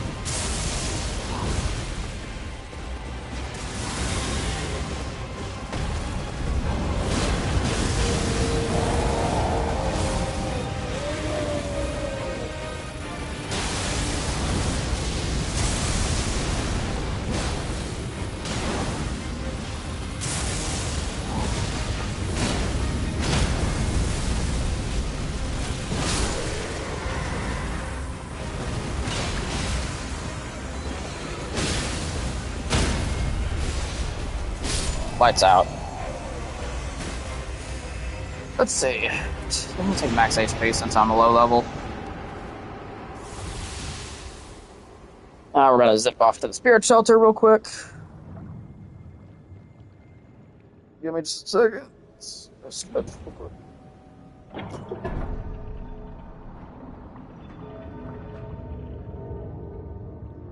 Well, I'm gonna be level 12. It was just not a very good run. Just not a very good one. That's alright, that's alright. We'll figure it out. We'll pull it together. We can pull it together.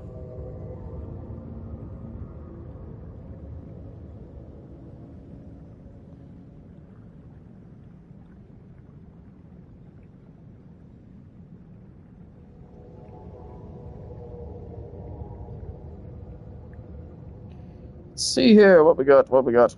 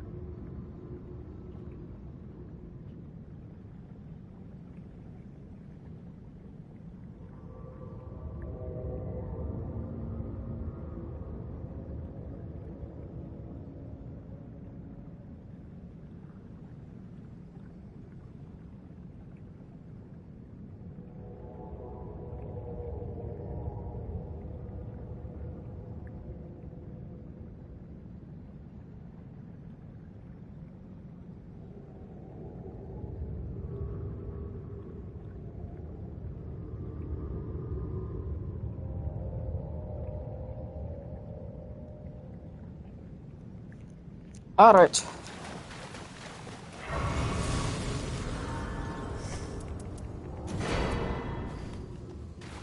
Let's see, got a Winding Grace. Should be fine.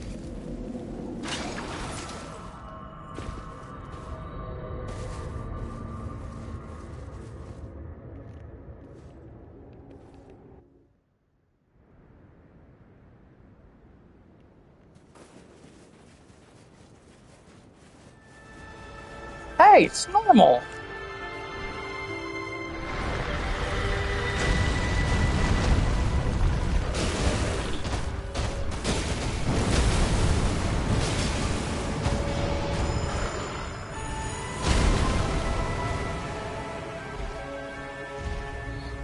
I don't know. There's some idiot who's commenting on like one of Steelowski's videos who basically is ignoring the argument that I'm trying to make here, but I'm responding to his garbage take, which basically is that invaders hinder your progress in a way that's different from the human invaders, hinder your progress in a way that's different from NPC invaders and enemies because they have agency. But here's my thing. They're trying to kill you. Period. Is that not what enemies and NPCs are trying to do? Period.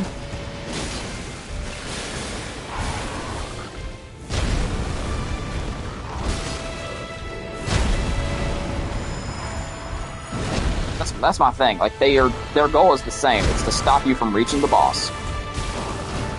It is not like their goal is personal. Their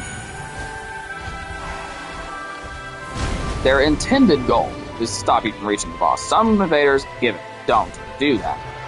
These invaders are quite literally, and I don't throw this around lightly. They're playing the game wrong. If you are invading someone in a Souls game without the intention of killing, you are playing the game wrong. Maybe it's good, but it's still playing the game wrong. I'll wait till they bunch up, then we'll do tons of fire on them. Slowly walk away. Rolled way too early. Thought it was coming faster. I love how Noster is not letting me attack Vardis.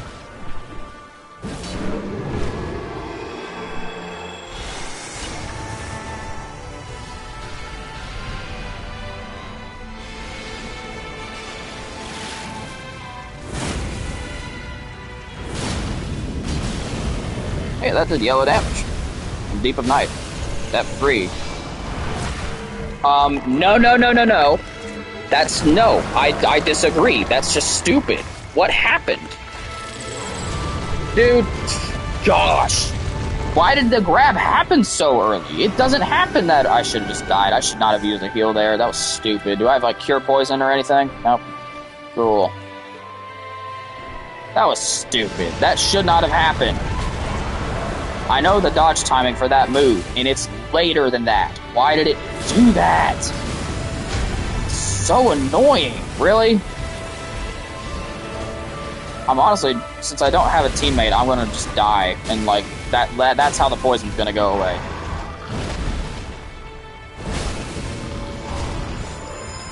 Dude, Noster.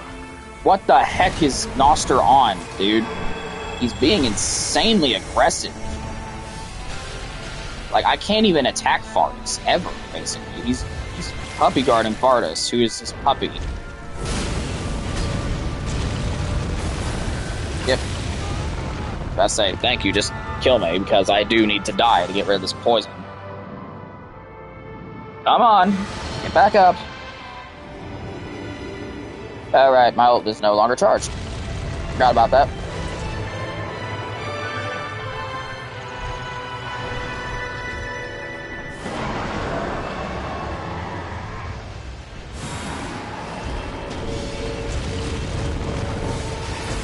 But yeah, I looked at the dude's YouTube account, or like channel. All he does is like brag about the debate, the comment section debates he won. What a sad, pathetic life that is. Not that this is much better, but at least I'm doing something that I find fun. I mean, maybe he finds debating fun, but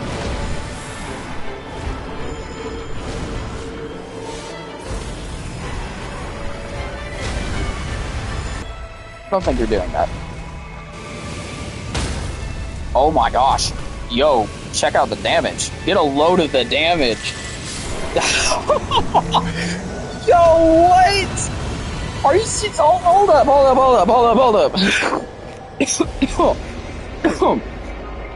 Oh my gosh, hold up. So, I mean, like, I knocked him down, right? Like, he still has, like, a third of his health left.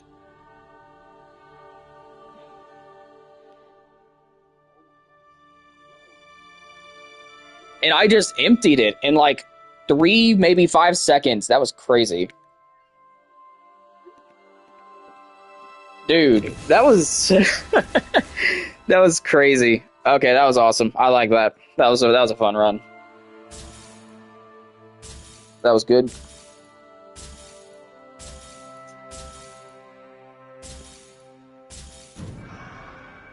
There we go. Almost at up 4 again. We will do one more run. Here, let me... I need to boost my own views for a second because I'm not getting enough views to... Oh, it's not... Oh, YouTube's not receiving enough video. Okay. I need to read that before I, go nuts.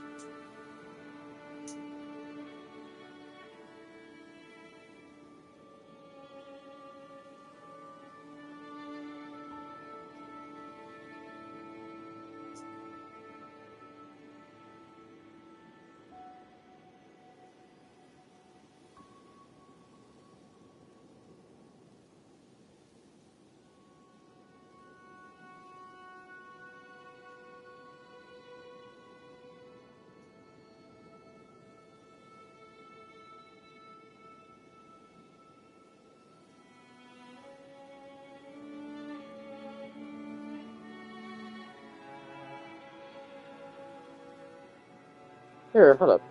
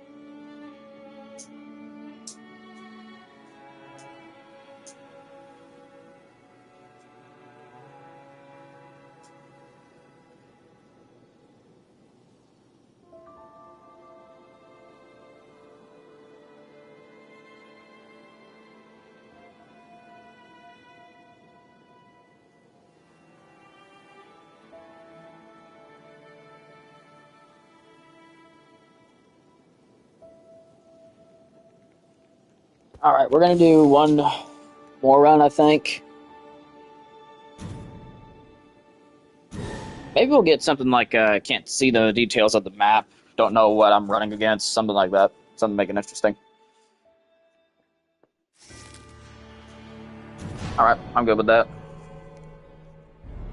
But yeah, the dude, the problem is I can't argue against him because he's just changing his argument. Like, he's no longer, then I'm going to look like the dude who's stuck up on one thing.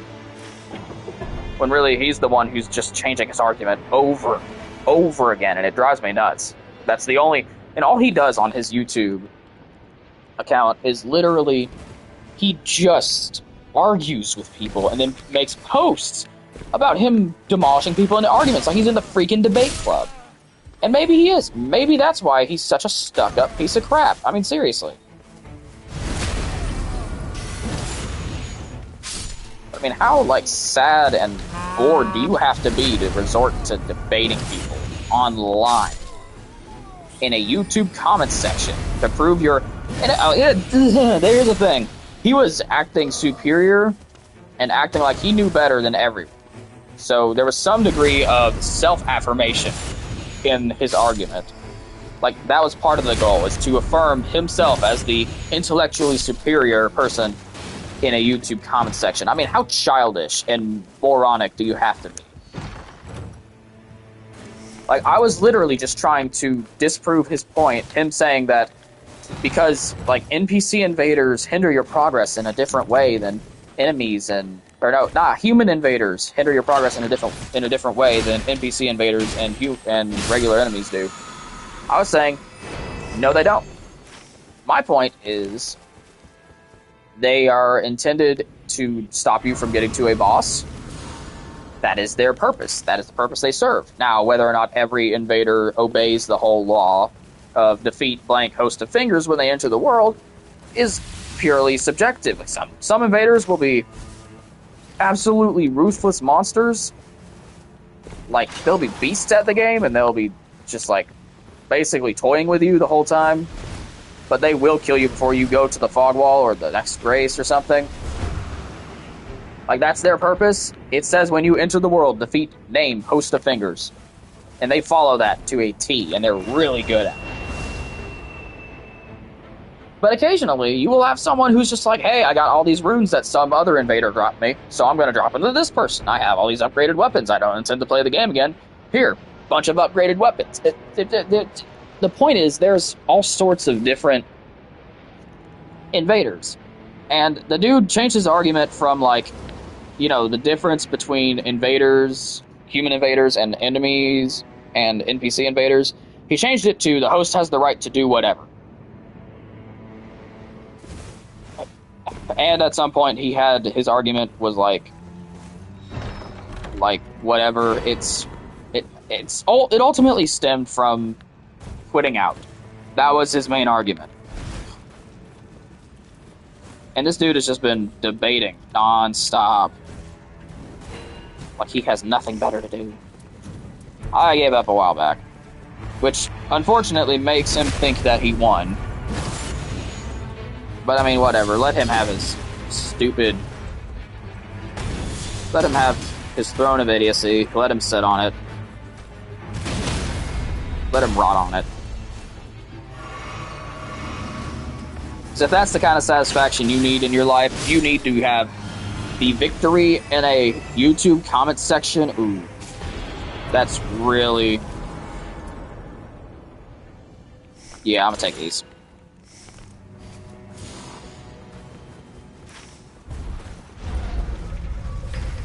If that's the kind of satisfaction you need, then I'm not wasting my breath or my finger strength on you. So, to each his own, no matter how stupid his own is.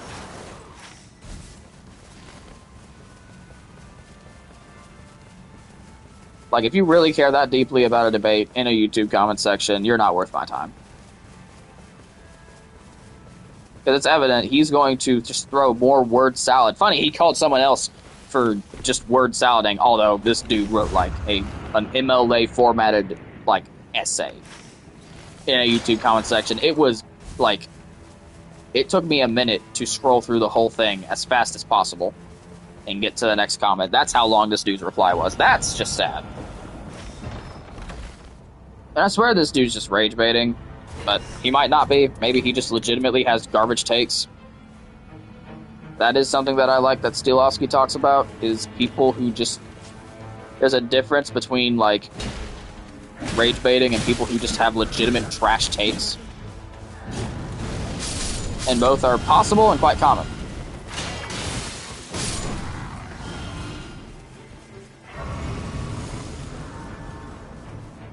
Here, we'll hop over here. I already have my weapon for the run. I'm using these things. I love fist weapons, especially if it's like one of these. I don't know, I'm not nuts about Castus. Some people really, really like it. I never got the appeal. Moveset just doesn't click with me. Here's what we'll do. We'll hop over to this church. I don't know. I did PvP for a while in Elden Ring. Didn't really care for it. Or at least that's what I would like to say. I got really deep into it, recorded a lot of clips of it, but none of it was really that impressive, and most of it was just ended up with me like being super toxic to the other person because I got really mad at them for being annoying. Basically, it was the epitome of don't stoop to their level, but I didn't listen to that. I 100% stooped to it, and it was a pretty low look, so not proud of it.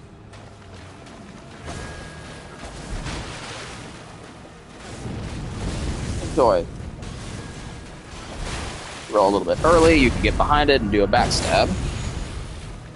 But I don't know. I play these games not for the PvP, I play it for the PvE, the adventure, the exploration. This game I play for fun, fast-paced, quick, easy-to-do stuff. I say easy to do like this is easy. It's not easy, but you know what. Let's do max FP. Help me do my Flame of the Red Mains more often. Now we're going to run over here. Already doing better than that last run. That last run, level-wise, was a joke. That was terrible. Probably one of my worst runs. I'm not proud of it. It was a bad run. The run itself was not great. That's garbage. Here's what I'll do. I'll run over to this Everjail, then I'll probably do the tunnel right here, just to get a Smithing Stone 2, knock out getting this weapon purpled. Let's do that. Why do I always pull you two? Like, I always pull these two. You can ask my co-op buddy. I always pull Nox Duo. I can't... Oh gosh, that killed me? What the heck? And I hate Nox Duo because of her. If it was two of these dudes, I would be fine. I hate the Nox Swordstress specifically. Because she has that stupid whip sword that is insanely fast and does way too much damage. Even outside of Deep of Night, it does a comparable amount of damage to the Hammer Guy's hammer. I don't want to fight you. I've already started Hammerman. Look at that nonsense. I'm not even in range. She's just trying to wear me out.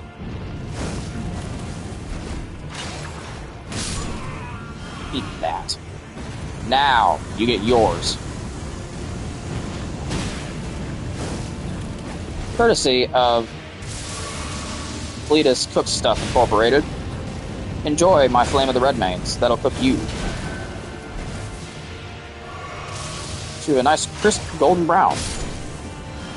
Nobody loves you. Anyway, runes from defeated enemy. That's always good. Back to the wholesome talk. This idiot on... anyway. Kid. I'm done ranting. It's time for some good, nice fun. All good and proper. Excuse me.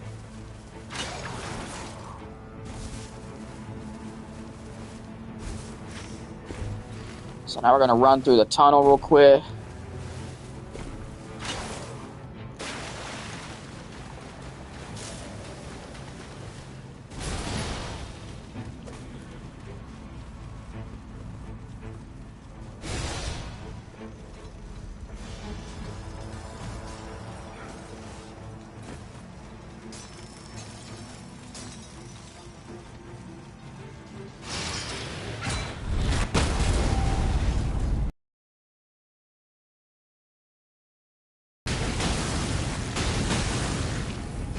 Funny how much different an experience with a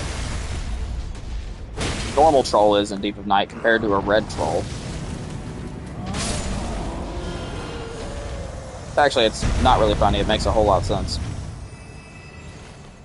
Alright, so, we can kill these miners, I guess. Hurt. We got stone skin, they're weak to strike.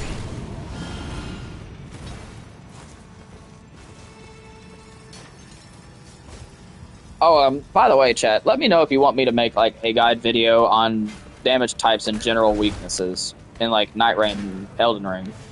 Because I know Elden Ring weaknesses like the back of my hand. I know what weapon is best for what enemy. I played, and it's not like, I'm not trying to flex, I'm just saying I played way too much Elden Ring. That's not a flex. It was quite sad how much Elden Ring I've played. considering most of it's just me running through the game. I've played through the DLC on max new game difficulty. I think I'm up to 6 times now. That's not a flex. That is, do not mistake that for a flex. That's just sad. You should not ever have this many playthroughs of the DLC. Like, it's good, don't get me wrong. But 6 times? At max... Why is it always Royal Revenant? I want it to just once be anything besides Royal Revenant. Nobody likes Royal Revenant. Why is it always Royal Revenant then? Why did they make him so common? Here's what we're gonna do. We're gonna run over to the tunnel. And we're going to, kill you two, since I have fire damage. Anything in here? That doesn't really help all that much, but I guess it's alright. Doesn't actually work. Fun fact, improved attack power with two-handing does not apply to fist weapons. Paired fist weapons. Any paired weapons of any kind. Improved attack power when two-handing is not a thing. Because technically, you never two-hand these weapons. Because there's two. Alright, let's demonkle that. Demonkle that. Wait, do I not have... I thought I had impaired affinity damage negation. Did I just manifest that in my head? Or something? Like, did that not happen?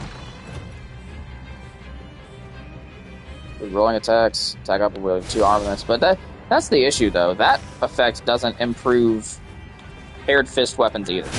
So like you don't get boosted attack power from attack power when two-handing, and you don't get boosted attack power from 2 armaments. Even though it is literally 2 armaments. Not certain. Could be wrong. I'm not perfect.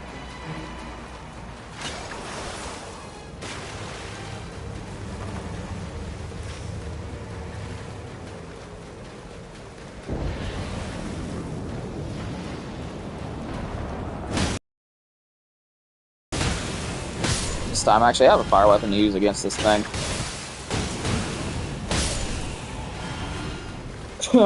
Excuse me. These things go faster too if you have a fire weapon, so that's nice. Good night. Goodbye. Well, this fight should actually go pretty quickly. Maybe I'll actually get to use the room boost this time. Although I needed a lot less in this run, it's still going to be nice.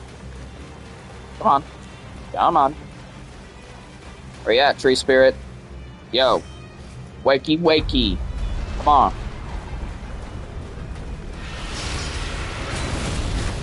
Start off strong. Nice critical hit. Couple Flame of the Red Mains on its face. Then we'll do the critical hit.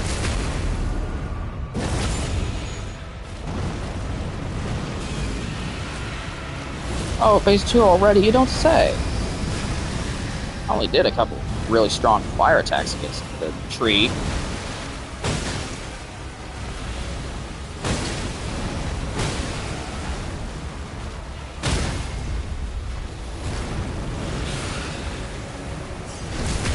I'm getting that room boost this time. You're not stopping me. There we go. That was beautiful.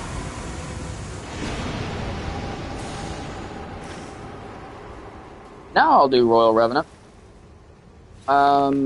First I'll fly up to the last church, grab that real quick, then I'll come back down and do Royal Revenant. Maybe catch some bosses on the way. Some, you know, more sane bosses than Royal Revenant. I do like the random red lightning while walking. The amount of weird effects I have is pretty interesting. Through fire, melee attack power. I got a nice melee attack power boost. That's pretty good. Alright, so the boss here should be pretty easy.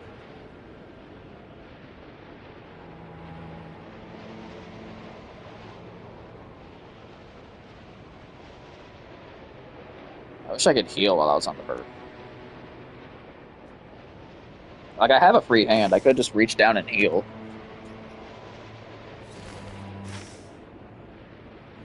Actually, I kind of want to see what this is. Because something I'll typically do is when we get to this point, I'll try to hunt down Ancestor Spirit, especially on a run where I have a fire weapon. Ancestor Spirit is really weak to fire.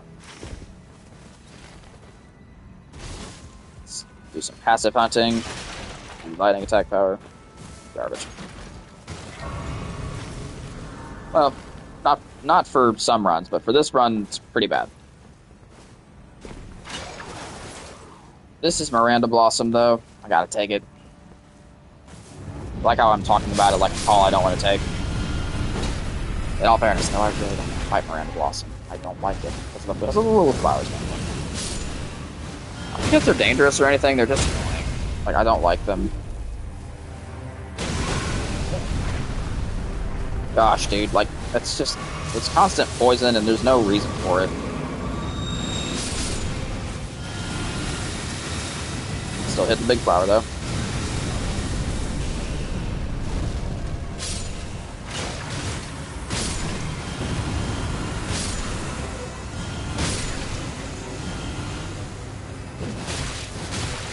Dude, just...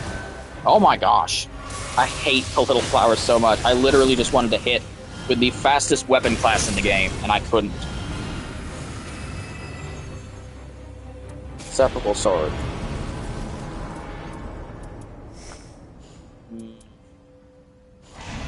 In the long run, I'll appreciate that more than being able to kill a death right bird. Alright, chat, so we're going to check out this great enemy over here. See what it is. If it's something that's weak to fire, because here's the thing. There are 3 great enemies that are weak to the fire affinity. Erdtree Avatar, Ancestor Spirit, and Ulcerated Tree Spirit. So if any of these is down here, any of these are... I regret not taking that sword. That would have killed... How much damage do I do to this thing, actually? I want to see. If I do good damage, I'm killing it. That's nothing to scoff at. I like that. Okay. I guess it's not strong to fire damage. That's a relief. That's funny, because that did not hit me. I do not believe you. There's no way that hit me. That went straight over my head. I do not believe that is stupid.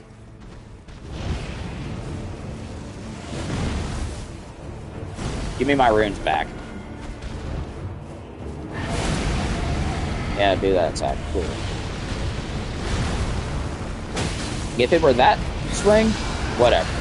That definitely would have hit me. About to say, I'm going to stance break you before you get that off. Typically, I'd avoid a death right bird, but it's a red death right bird, and I actually do fantastic damage.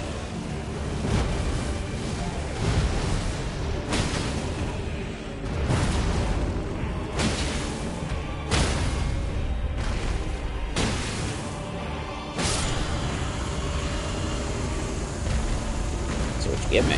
Over 100k. That's beautiful, Katie. Reduced FP consumption and improved fire attack power will probably serve me better. The only downside is Knight's Tide damage increase. Alright. Let's go.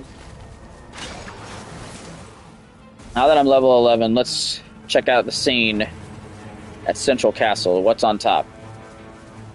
Oh, I see an Erdtree Avatar. Oh, the evil laughter of an evil idiot. Here we go, baby. This is what I'm talking about, right here. Oh, that was bad.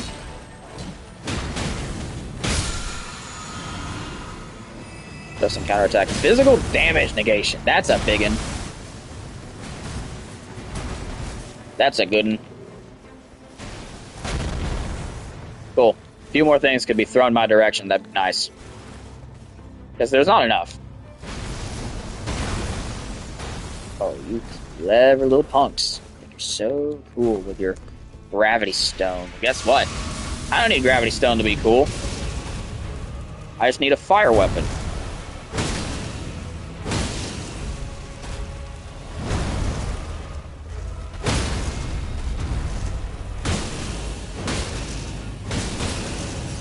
Oh, that's beautiful. Katie. Okay, I'm not gonna do that again. That's bad.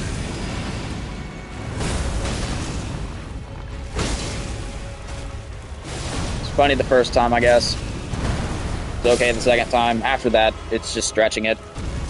Its lifespan is short. I do want to go check that out. Let's see, Dragon Scale Blade. That's... no, not rod. None of that helps me. Hey!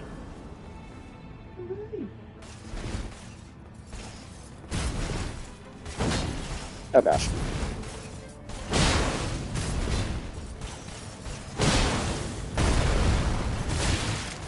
I don't know what I was trying to strafe there. That was bad.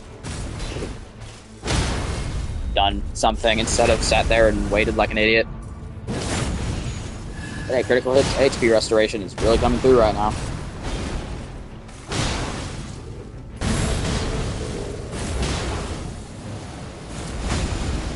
Sometimes in life, everything's just better if you spam.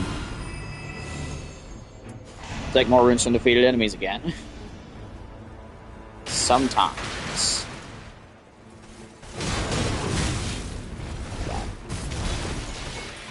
Don't hit me. I said don't hit me. Do you not get the memo? Don't hit me. Thank you. Very mindful. Oh, awesome. Very kind. You're a kind man. Something.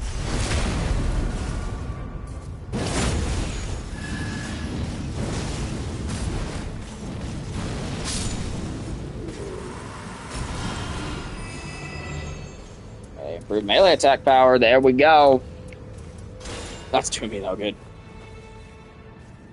Rolling strong attacks don't exist in this game like they do in DS3.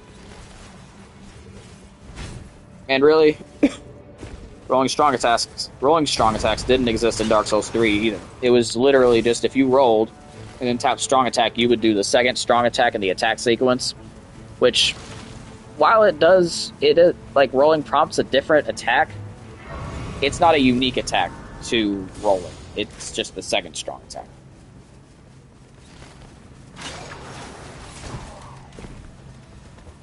Here, let's head on over here, see what the Night Invaders are like. See if we can just chop them into bits real quick. Oh gosh, doing this with a fire weapon. It's genius of me, you know? Real stroke of genius right here, Albert Einstein. See what we got. We got a Night Invader, we got a Night Invader. And it appears to be a Night Wilder. Ooh. Or sorry, Night Assassin, because he's different and edgy or something. Gosh, that did a lot of damage. You're actually out here trying to parry me. Come on. That was bad. Thanks, Harmonia. Harmonia, for all my not taking damage needs. I use Harmonia.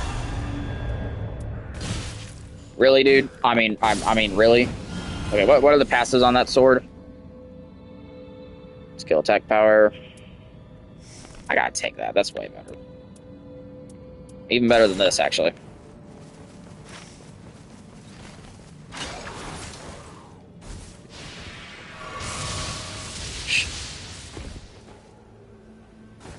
So be like me and use Harmonia.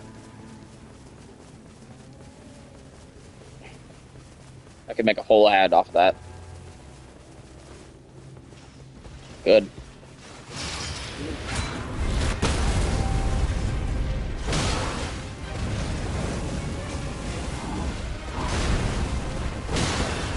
I'd be more hesitant about this if I didn't have this awesome weapon that happens to be really good.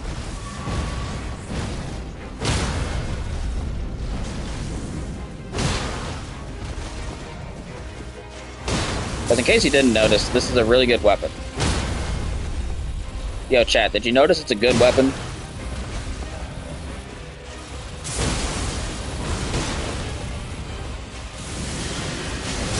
See, guys, solo's so much more impressive than a team setting because you know see, like, this is what I'm saying, chat. Like, you don't get this kind of damage in a team setting unless you have like Marius Sword, Everdale runs. You get the Morgott Invasion, Lever Boost, something like that. What we got? Ooh, free. Ooh, improved charge attacks. Yeah, I gotta take that. That's way too good. I'll take that. Let's the downside. Near death reduces heart gauge. I'll just go. You know what? I'll just go north and buy a Winding Grace since I'm already max level. Haha! That was my laugh of genius, you know? So everybody has one. Whether you admit it or not, you have one. I know it, you know it, we both know it. Just own your laugh. Own your chuckle. It's good to giggle.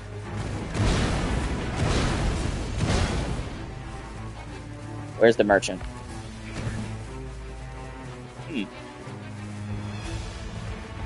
Perhaps he is on the other side.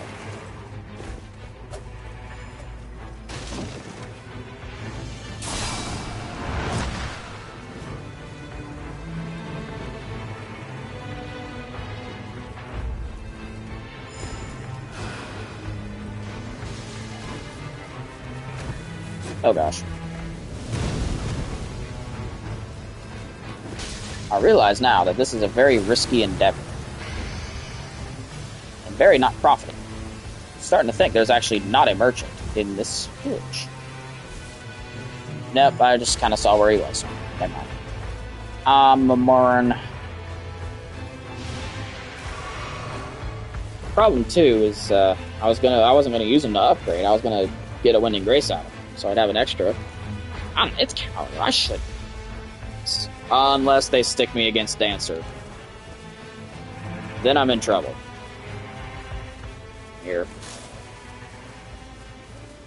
I need everything going for me that I can. Because knowing these jerks, they're going to stick me against Dancer. Couldn't find a healing bush. That's more my fault than anything. Please don't. Ah! We already had a crisis about Dancer. I don't need another one.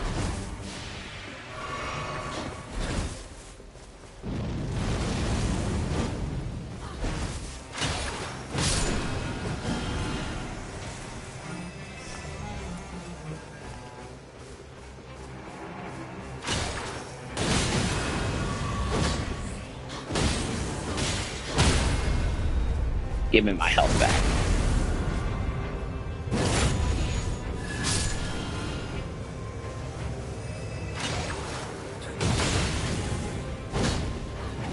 Hate you most of all. You are really annoying.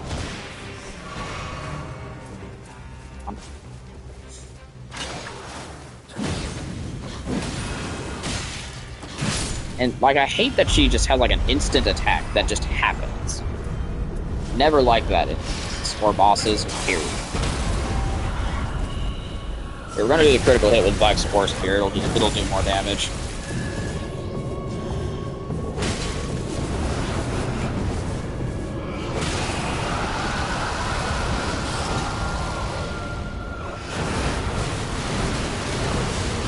Cool, I'm dead. Stop spinning! My gosh! I hate Dancer of the Boreal Valley. It's such a garbage boss.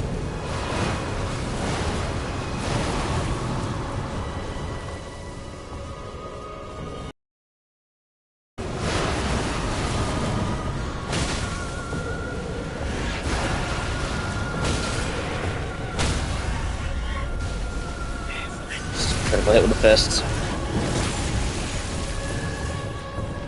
Dude. Well, I'm dead. Wait. Oh my gosh, I see it. I did it. My instinct has awoken. I understand. You dodge into the left. I understand.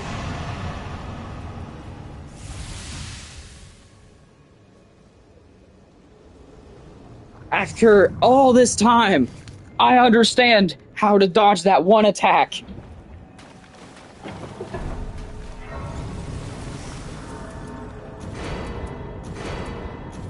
It makes sense. Of course. Well, actually, it doesn't make sense. But that's how it has. That's how it has to be. That's how it has to be. That's how it has been. This whole time. I didn't know it. Hee hee. Witness my descent into madness. Thursdays at 5 p.m. Fridays at 5 p.m.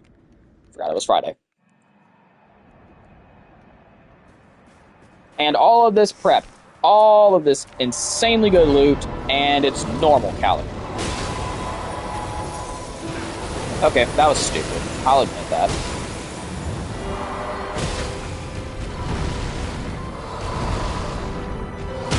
Get on. Oh. How much damage does this skill do to it? Well, I mean, I only hit her once, but that was pretty good. Let's do that.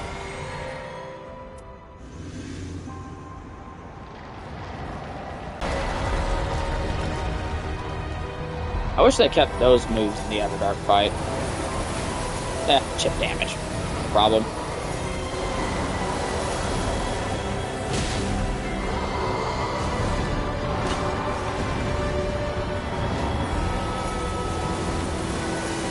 I desperately want to see how much damage this does. That's actually really good. Not hitting its weak point, that's really good. Enjoy my fire.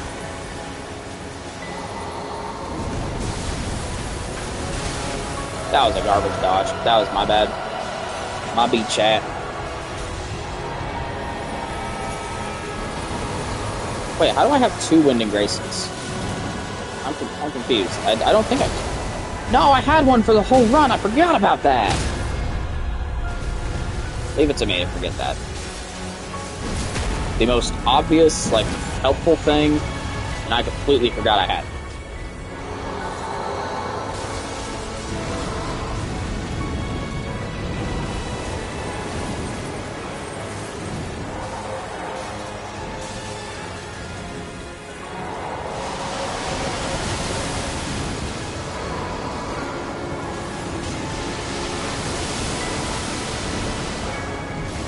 Dang.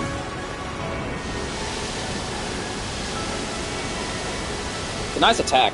No, really, that was good. The effort was there.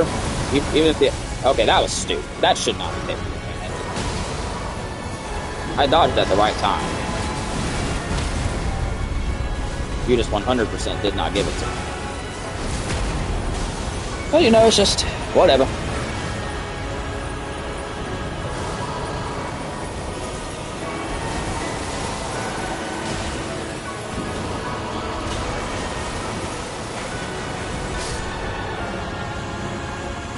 Toasty. That toasty run. I had some good fire weapons. I had that. Main thing is I had a lot of improved fire attack power and improved melee attack power and improved charge attacks. I'm getting insanely good loot these runs. It's pretty good.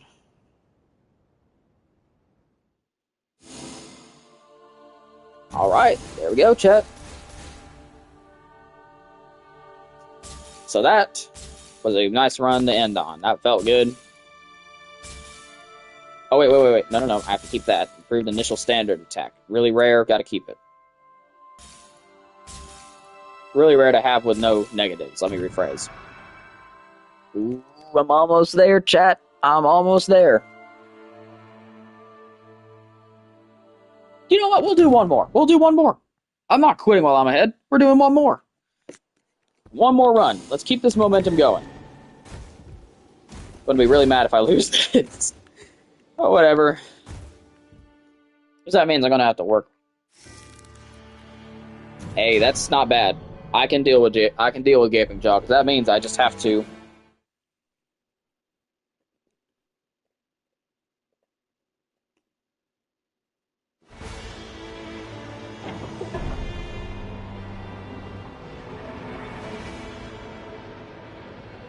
I don't know why the first thing that pops up when I type in Gaping Jaw is Gaping Jaw Roll Slop.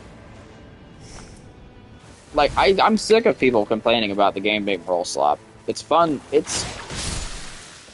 There's more to it than that. If you want to reduce it to Roll Slop, then it's Roll Slop. Yeah.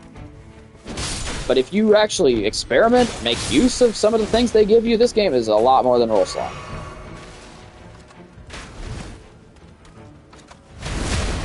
That felt good.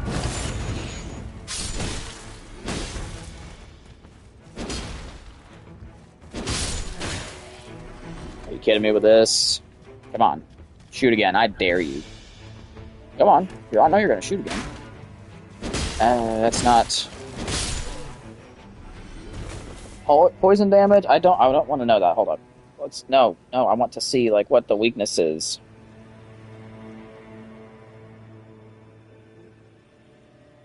Okay, cool. Nobody actually knows it's, like, stat weaknesses or anything. That's nice. How does nobody know that? I mean, the game's been out for months now. I feel like that's just something we should know by now.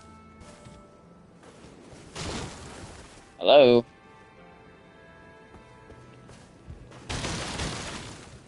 Sorry, chat. Had to get stream caught up. Jump attacks. It's good. We might be doing a jump attack build. Might be power stancing. Might be jump attacking. You know, because we never switch things up. Crit attack power at low HP. Melee attack power. Golden Vow on it. That's good. That's really good. Now we're going to put that right there. So since I wasted a little bit of time checking out my search results, we're going to have to really kick things into gear here, I feel like. Let's kill some wolves. Some pretty easy stuff right here to kill. Mostly wolves. One dire wolf, which I don't know about that.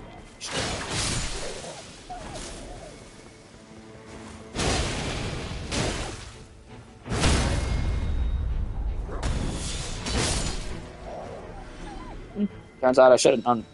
Turns out I was absolutely more than well enough equipped for that thing. So here's what we're going to do. We're going to take this tree over here, pop off at this church. We're going to head south to this one, then we're going to head east. Sometimes I get my easts and wests. Easts. Excuse me. Sometimes I get my east and west mixed up.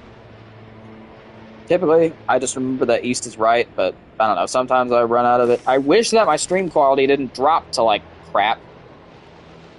It's really annoying. I mean, now my footage looks like garbage.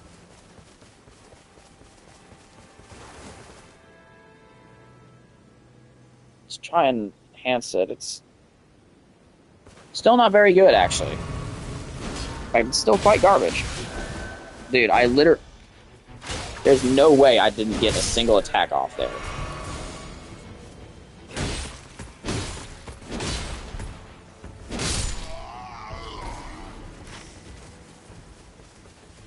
Yeah, anyway, heading south now. Pumpkinhead, I assume, is red. Dude, move! I understand that there's a gravestone there, but you have to, like, be able to get around it. It just wasn't letting me move. There's a beetle here. That's the main reason I wanted to take this route. There's also a field boss down there. I wanted to check this beetle spot. See what you got for me. I'll take that for now. Until I get something better. I'd like something that triggers my Harmonia Relic. Nope. Absolutely not. That is the hardest no I've ever had in my life.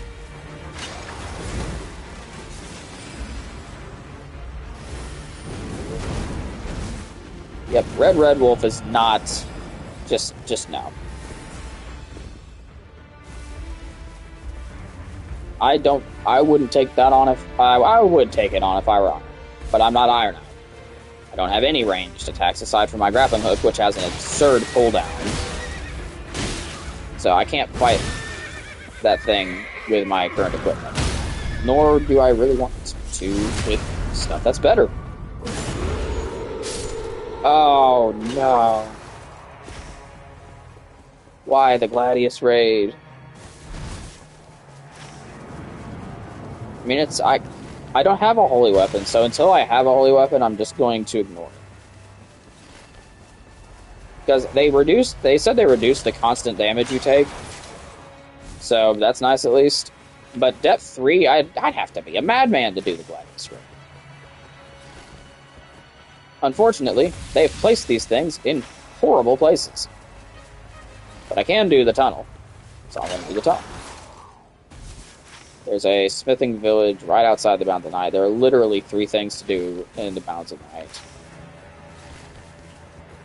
3 points of interest, and then the central fort. Oh, I lied. There's a fire camp at the bottom. What am I running? Fire damage is ineffective against Adele. I don't know. We'll see. We'll see. Unfortunately, we'll see. Please don't be a red troll. Please don't be a red troll. I want to kill you since you got engaged. I don't want to. Congratulations. But I don't want to have you just show up randomly and just say, "Yeah, you got too close to me. I'm going to whack you." Yeah, baby. 1 troll. Normal troll. I don't know why I said 1 troll. Like, there's a chance for there to be multiple. There's absolutely not. That's not a thing. Thank goodness. Buff everything. Why not? Okay, I dodged that. You just didn't give that to me, but I mean, you gave me the Harmonia negation, so I guess you're forgiven. Sort of.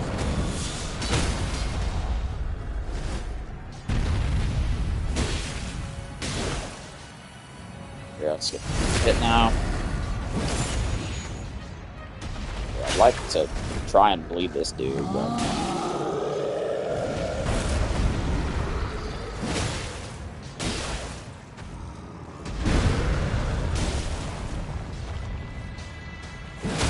Get on the floor. In fact, get on the floor right now. That's good. Pretty good weapon. I was tempted to take it.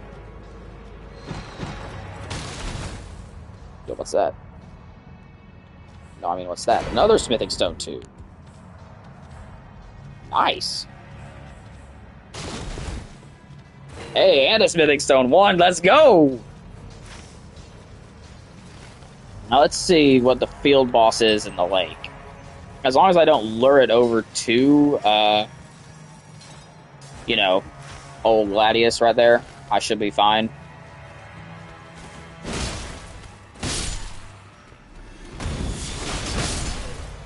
Oh gosh. Let's see, my death dodge won't protect me from that, so I need to heal that real quick. So let's run on over Royal Valley.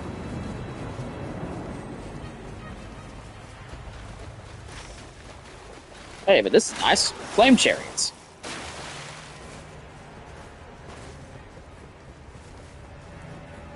In all bad, there's some... Ooh, yes! Red flame chariots. That's what I'm talking about. That's a good use of my time. Let's go. One flame chariot! Now I automatically have the high ground on this idiot, so let's just get that for free. That's what I'm talking about.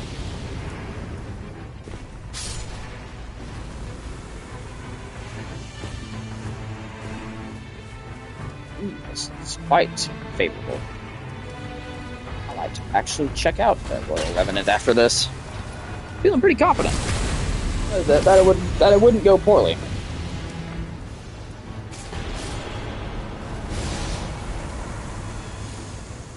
What you got for me?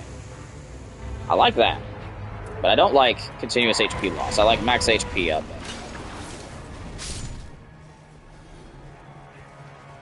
I mean, I can play the whole run with this weapon if I really... Another smithing stone 1! Dude, I have upgrade materials for days! This is insane! What have we got? Can I do the run with that? Or do I want that? Yep, we're doing this. That's probably my favorite weapon to ever like to get. I'm getting rid of this. I'm going to upgrade this to plus one. We're gonna upgrade this. Just because I'm not going to be using the Wilder Sword, I'm going to upgrade this random seal to +2. Really confuse people. I mean, that's going to boost the attack power of Golden Bow, isn't it? Or the effectiveness of Golden Bow, pretty sure.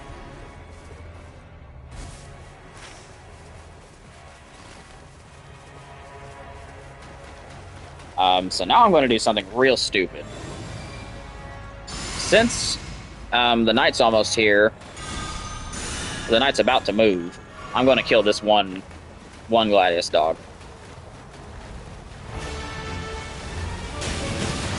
That was stupid. Here, politely chew on this and suck on that. That was a thing of beauty. And, like, you know, it's a bad thing and all that I did that, because that was stupid. Bad play, but whatever. So was running past the Royal Revenant, but I'm not complaining about that. And see, look, fire summoning beast repelled, and I got a free 50k. I had to hit the thing a total of like, okay, cool, that nearly killed me.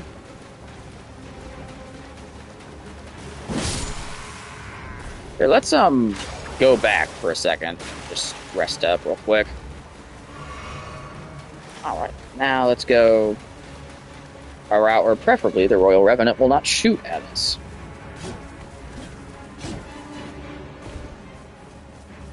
There's a beetle here anyway. Could use the new talisman since I ditched that other one. That's cute. Okay, I'll take that, I guess. Alright. Not feeling bad about this. This should go pretty well, hypothetically. Theoretically. Maybe. We'll see.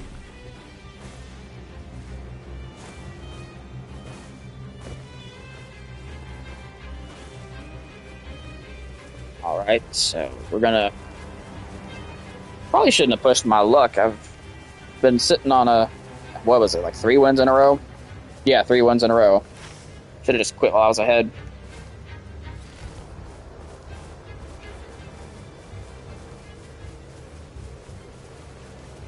But, you know, sometimes you just gotta keep the momentum going. That's probably the only good advice I've said about this. Like, if you are on a win streak, like, there's no such thing as pushing it, if you ask me. Impaired affinity negation. If I didn't have anything else, I'd take that gladly. But that's going to be a major thing against Adel. I don't want impaired affinity negation. If I can avoid it. Yes, I could make it to that to level up, but I'm level 7. I'm fine. Oh, please be Tibia Mariner. I have a treat. Those stupid skeletons. Of course, it's not Tibia Mariner. Why would it be?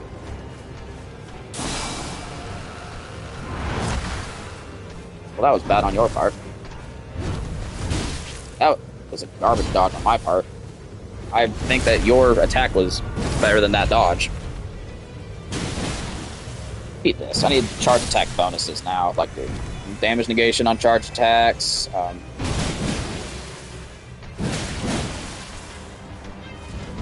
Need as many charge attack bonuses as I can get at this point, because of the fact that I'm now using the Tree Spear. Tree Spear is one of my favorite weapons. I love it. It's so good.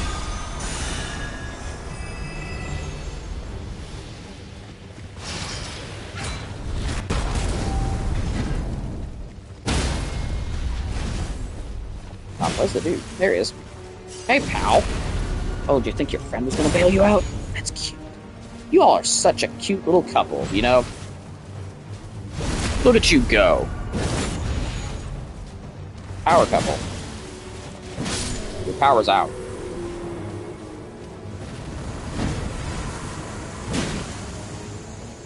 That's, please don't. That would be a most unsavory thing of you to do. Oh, dang it! My bloating is over now. Thanks, Harmonia. I can't believe I crouched under it using Golden Bow. That was just flat out stupid.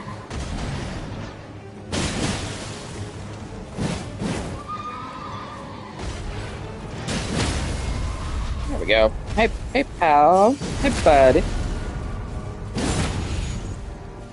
You were not ready for Tree Spear Wilder.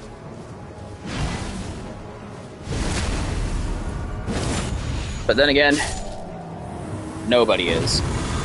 Tree Spear Wilder is ready for everybody, but nobody's ready for him. There we go, level 9. That's a respectable level. Do I have any Knight's Tide damage increased? Nope, we're good. Because now I would very much like to get that last church. Which, unfortunately, there's never a good way. I hate when the churches are here or here.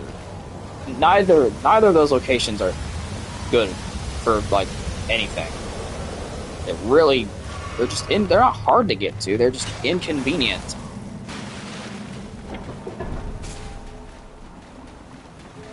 I want to find a Deathrite bird. So I can...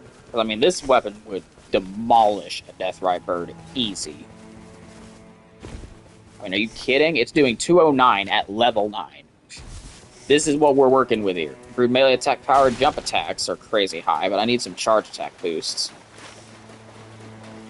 So here, we will... Here, jump.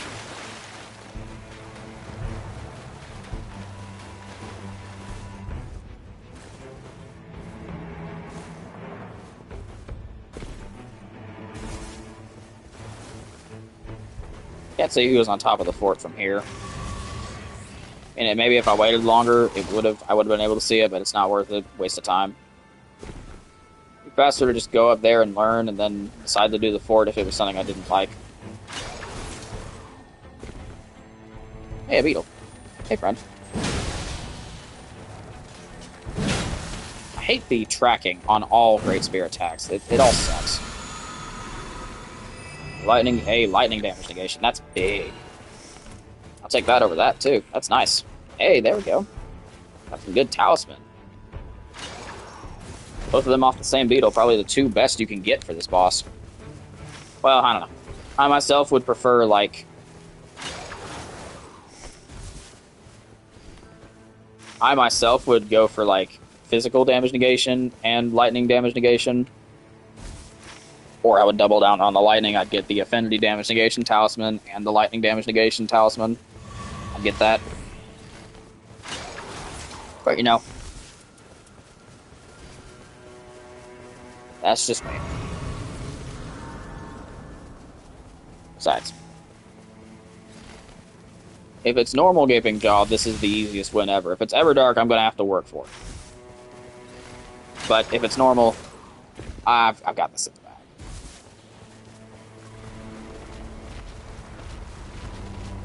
Which, the way I see it, it's normal until I see other ones. Although that doesn't change my strategy at all.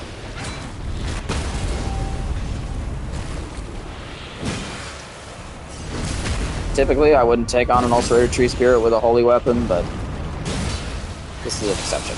Special event. If you will.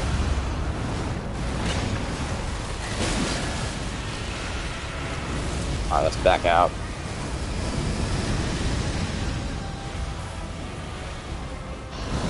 If it weren't Deep in Night, I would stay in and just block it so I could, well, stay in and hit it later.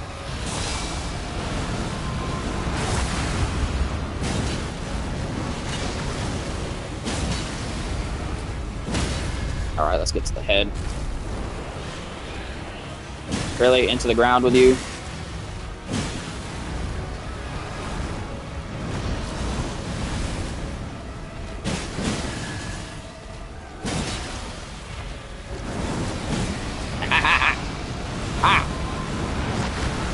That was almost a disaster.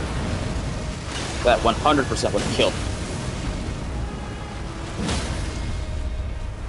Dang, these jump attacks are actually really good. I don't like jump attacks with Great Spears because they take a ton of stamina to do, but I don't know. I can get behind that. Orders, blades, sensitive attacks to gate damage. I like that.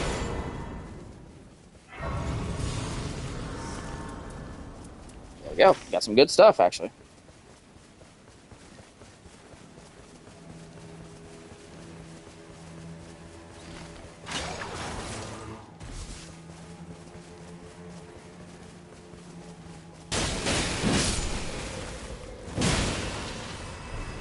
Enjoy the afterlife.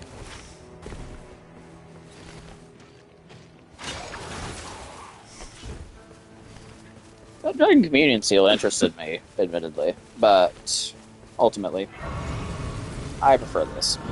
I want to see what this boss is. I want to know if this is the Death Ripebird I could have done. If it is, I'm doing it. If it is a Death Ripebird, I'm doing this boss up here.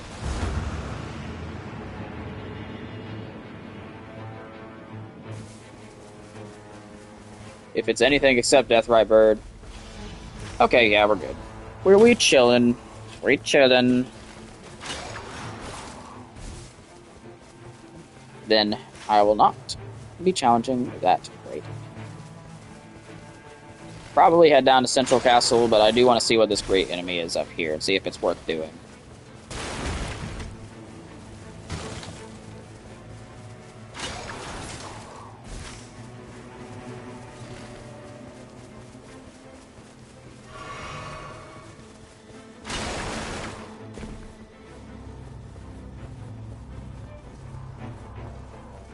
Alright, let's just...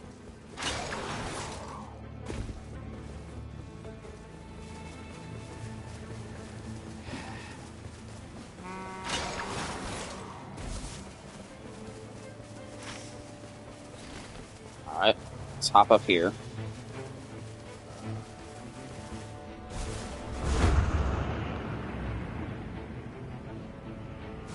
Yeah, no, zero desire to do that. It's Magma Worm. It's red Magma Worm, I think I saw. The Demi-Human Puma is red. Magma Worm is just Magma Worm. But I have zero desire to fight Magma Worm when there could be something much more profitable in the Central Castle. Then again, I shouldn't be basing my decisions off coulds and might be's, but typically goes pretty well in this game, actually. For me. Some people, not so much. For me, yes. Since I did it, I'm going to check the loot pool in the Rise. Sometimes they have really good passives up there. Actually, I find that quite often they have really nice passives up there. Sleep resistance. I'll take physical attack power. Dang, that's nice.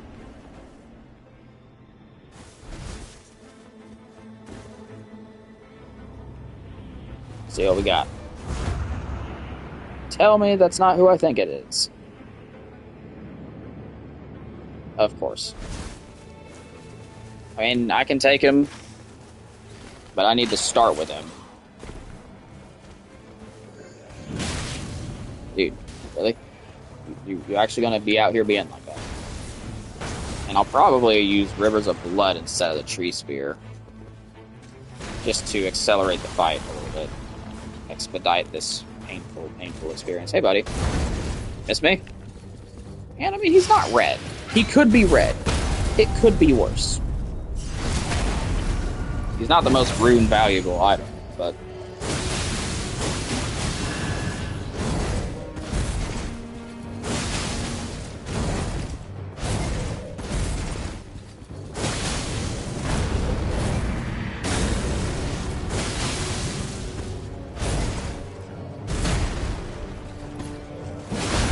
I'll admit, that charge attack was not a good idea. Don't do that. There's actually no way you delayed that just enough.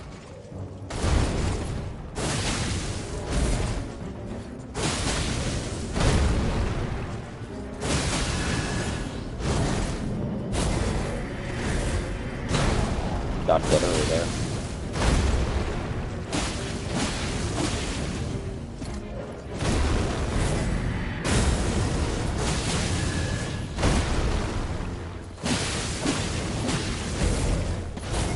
From now on, I'm probably actually going to use the Tree Spear since it's just my higher attack power weapon.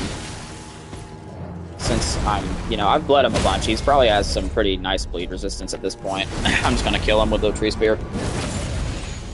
That, and I don't have the FP to do the Corpse Piler skill anymore, so... tap strong attack over and over again. I'll charge it. I think that was a good place to charge it.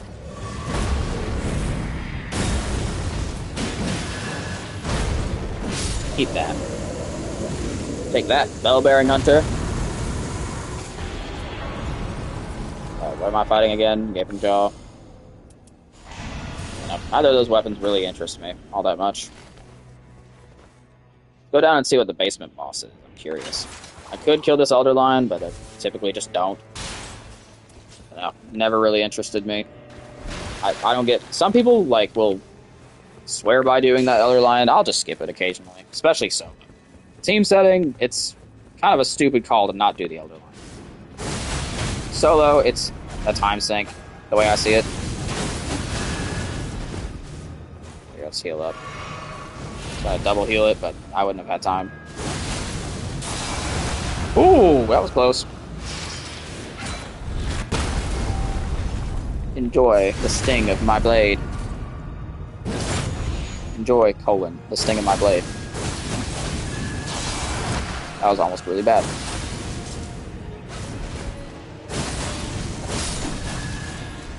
Besides, Black Knife Assassin isn't bad. Starting to think that they're wanting me to do jump attacks. Could be wrong, but they've given me a lot of jump attack boosts. Like a ton of jump attack boosts. Like that's like all I've been getting. Like I have a total of 48% improved jump attacks. I feel like they want me to do some jump attacks. I wish I could. There's just nothing in there that's good. Not good enough to, you know, warrant me ditching what I have.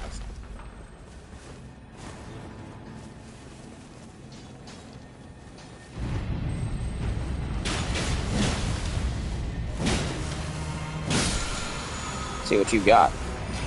Nothing. I was tempted by the curved sword talisman, but ultimately, is it really good enough? I don't want to do Magma. But ultimately, like, is the curved or the winged sword insignia really good enough to actually like ditch one of my defensive talismans for? I don't think so. So far, I only have one negative. That's really good. Oh wait, what am I doing? You're weak to fire.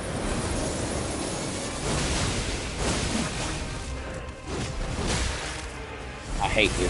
I hate Ancient Hero so much. Why do I fight him? Yeah, unfortunately, he's a good investment. Okay, cool. He's really strong. And he doesn't take knockback from katana jump attacks. Jumping strong attacks, I see.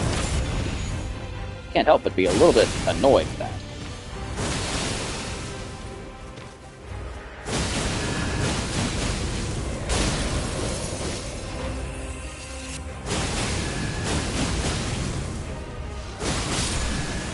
Bleed and die, if you would. See, at least I'm polite, chat. I'll take improved boys, I guess. I'm not thrilled about that, but... I mean, that's not my dream passive, necessarily. Yeah, no. Hard pass. My stuff's just way better.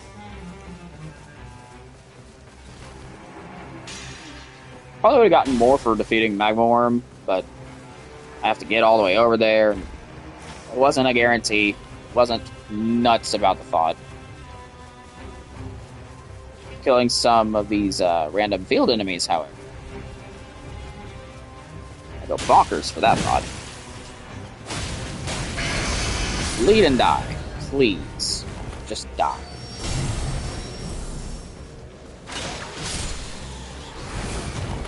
It's crazy, you almost reached me.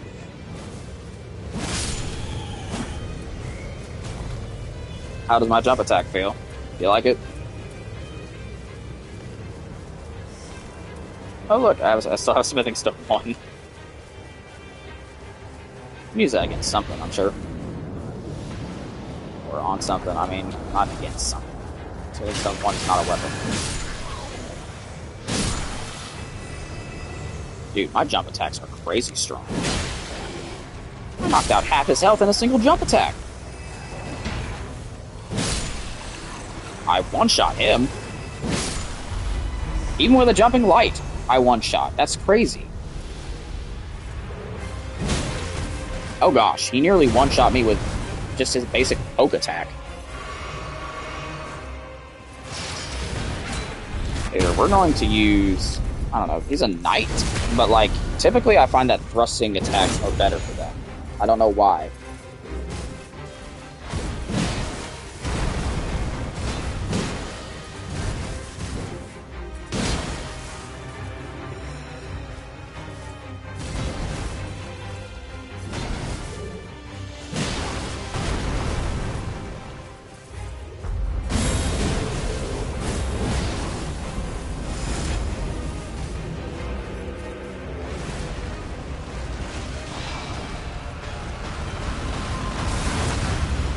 So greedy. I deserved to get grabbed by that. That was stupid.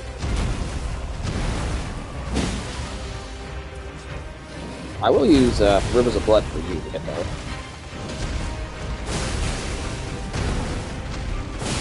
Since you can bleed.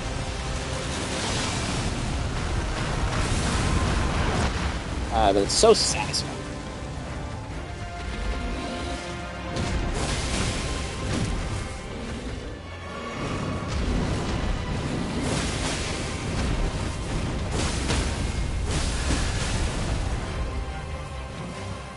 I'll get a critical hit. Just step into the knife for a second to do so. No problem. Sure. Bad. Dips. I just dispel. Okay, cool. Your turn. I meant to do the Earth Tree Slam on the Staff of the Avatar, but whatever. That's what I did was cool, I guess. Dude, you can't do that move twice in a row like that. Come on now. Don't be stupid. Rolling attack. Rolling attack. Fine. No more jump attacks since I can't get them off safely anymore.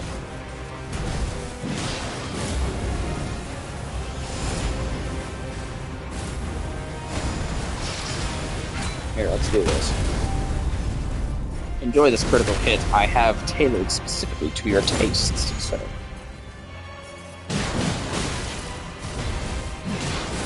And enjoy this roll attack.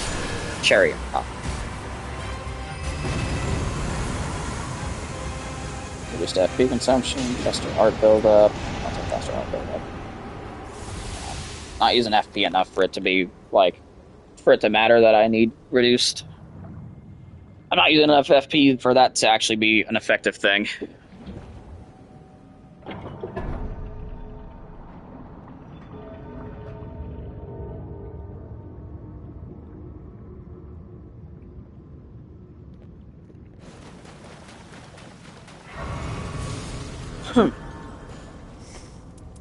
Here, let's buy Grace. Let's buy probably this, I'm guessing, would be better. Yeah, we got Tree Spear doing 225, it's pretty good. 232 and Staff of the Avatar, but Tree Spear is way better a weapon than the Staff of the Avatar, if you ask me.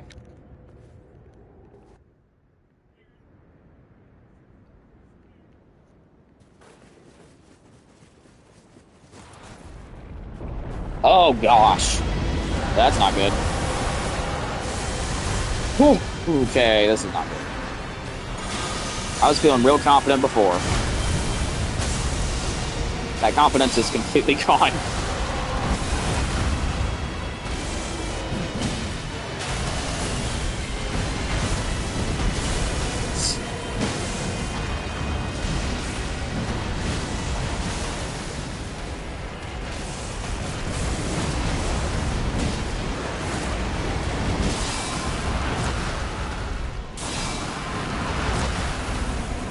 Didn't get the boost from that grab. From that grab dodge, I mean.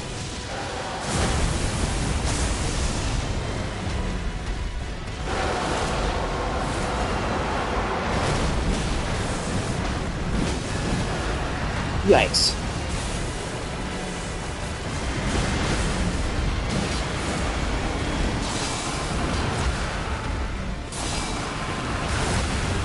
go, baby. Now let's get the jump attack in.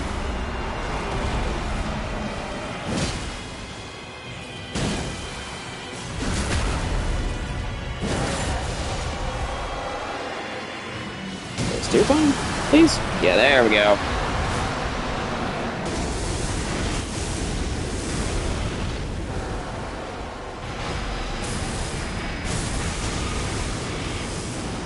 Let's buff up my defense even further. I'm at the perfect range, I think. Yeah, I got way too far back. Shouldn't have run away. I was at the perfect range.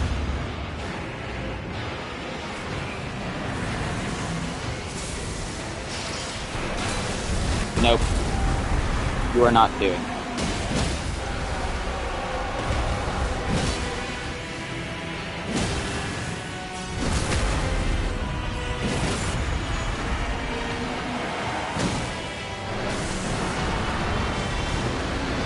Buff up real quick.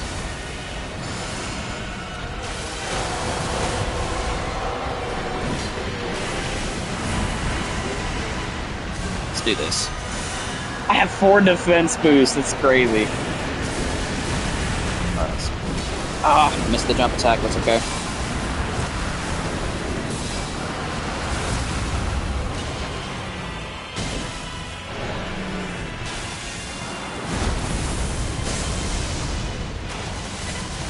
So he's about to do that.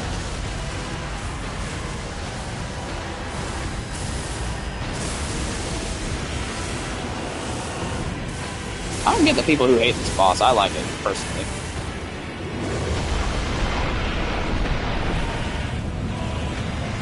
I feel like what a lot of people just don't like is the fact that they don't know how to deal with this boss in general.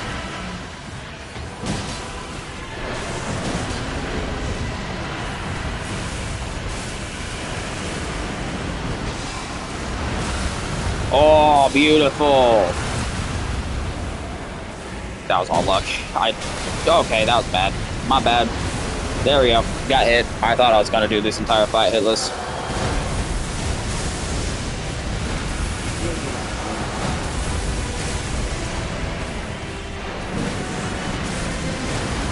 That was a terrible dodge. I know better than to do that.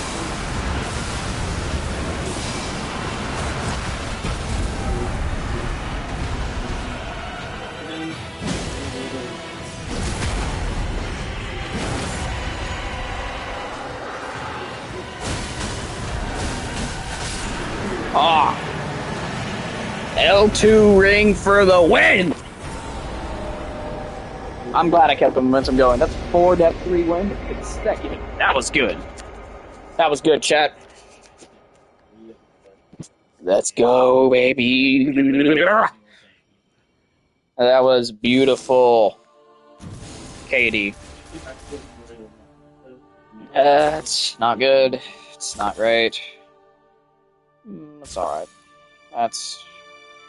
Yes! Holy attack! Yes! That's what I needed! Yes!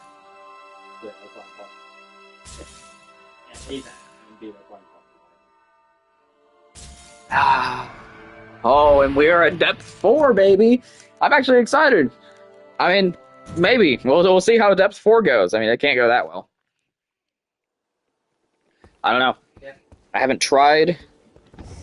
I haven't tried my holy attack loadout without.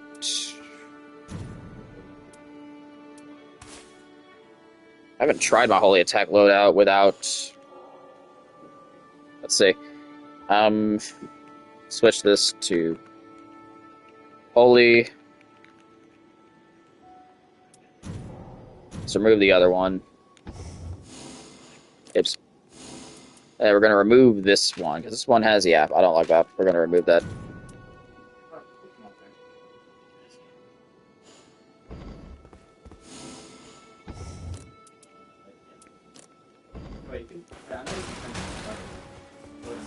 Let's see, let's go to Iron Eye. See what we got.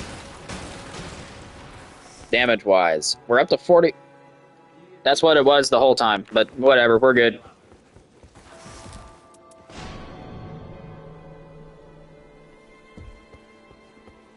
All right, chat. That's where I'm calling it. That was good. We made some good progress. We went for a long time. We have reached depth 4 once again. That is reason enough for celebration.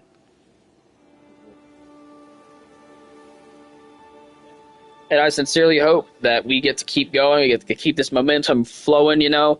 But I'm going to have to develop a different strategy for depth 4 since field bosses are no longer a joke like they were in depth 3. Now, given, again, I haven't played depth 4 since this Wilder loadout became my loadout. I haven't played since, you know, this became my loadout. But I don't know, I somehow doubt that it's going to make much of a difference. This is the only red Deep of Night relic I have that has Wilder character skill inflicts blood loss. That's crazy. But I'm keeping that because that's awesome. Anyway, chat, this is where I'm going to leave it. We had a good run. We were on for 3 hours and 39 minutes. That's insane. But anyway, that's the end of today. This is the end of the footage for today. You know what I mean. Anyway, catch y'all in the next one. Bye-bye.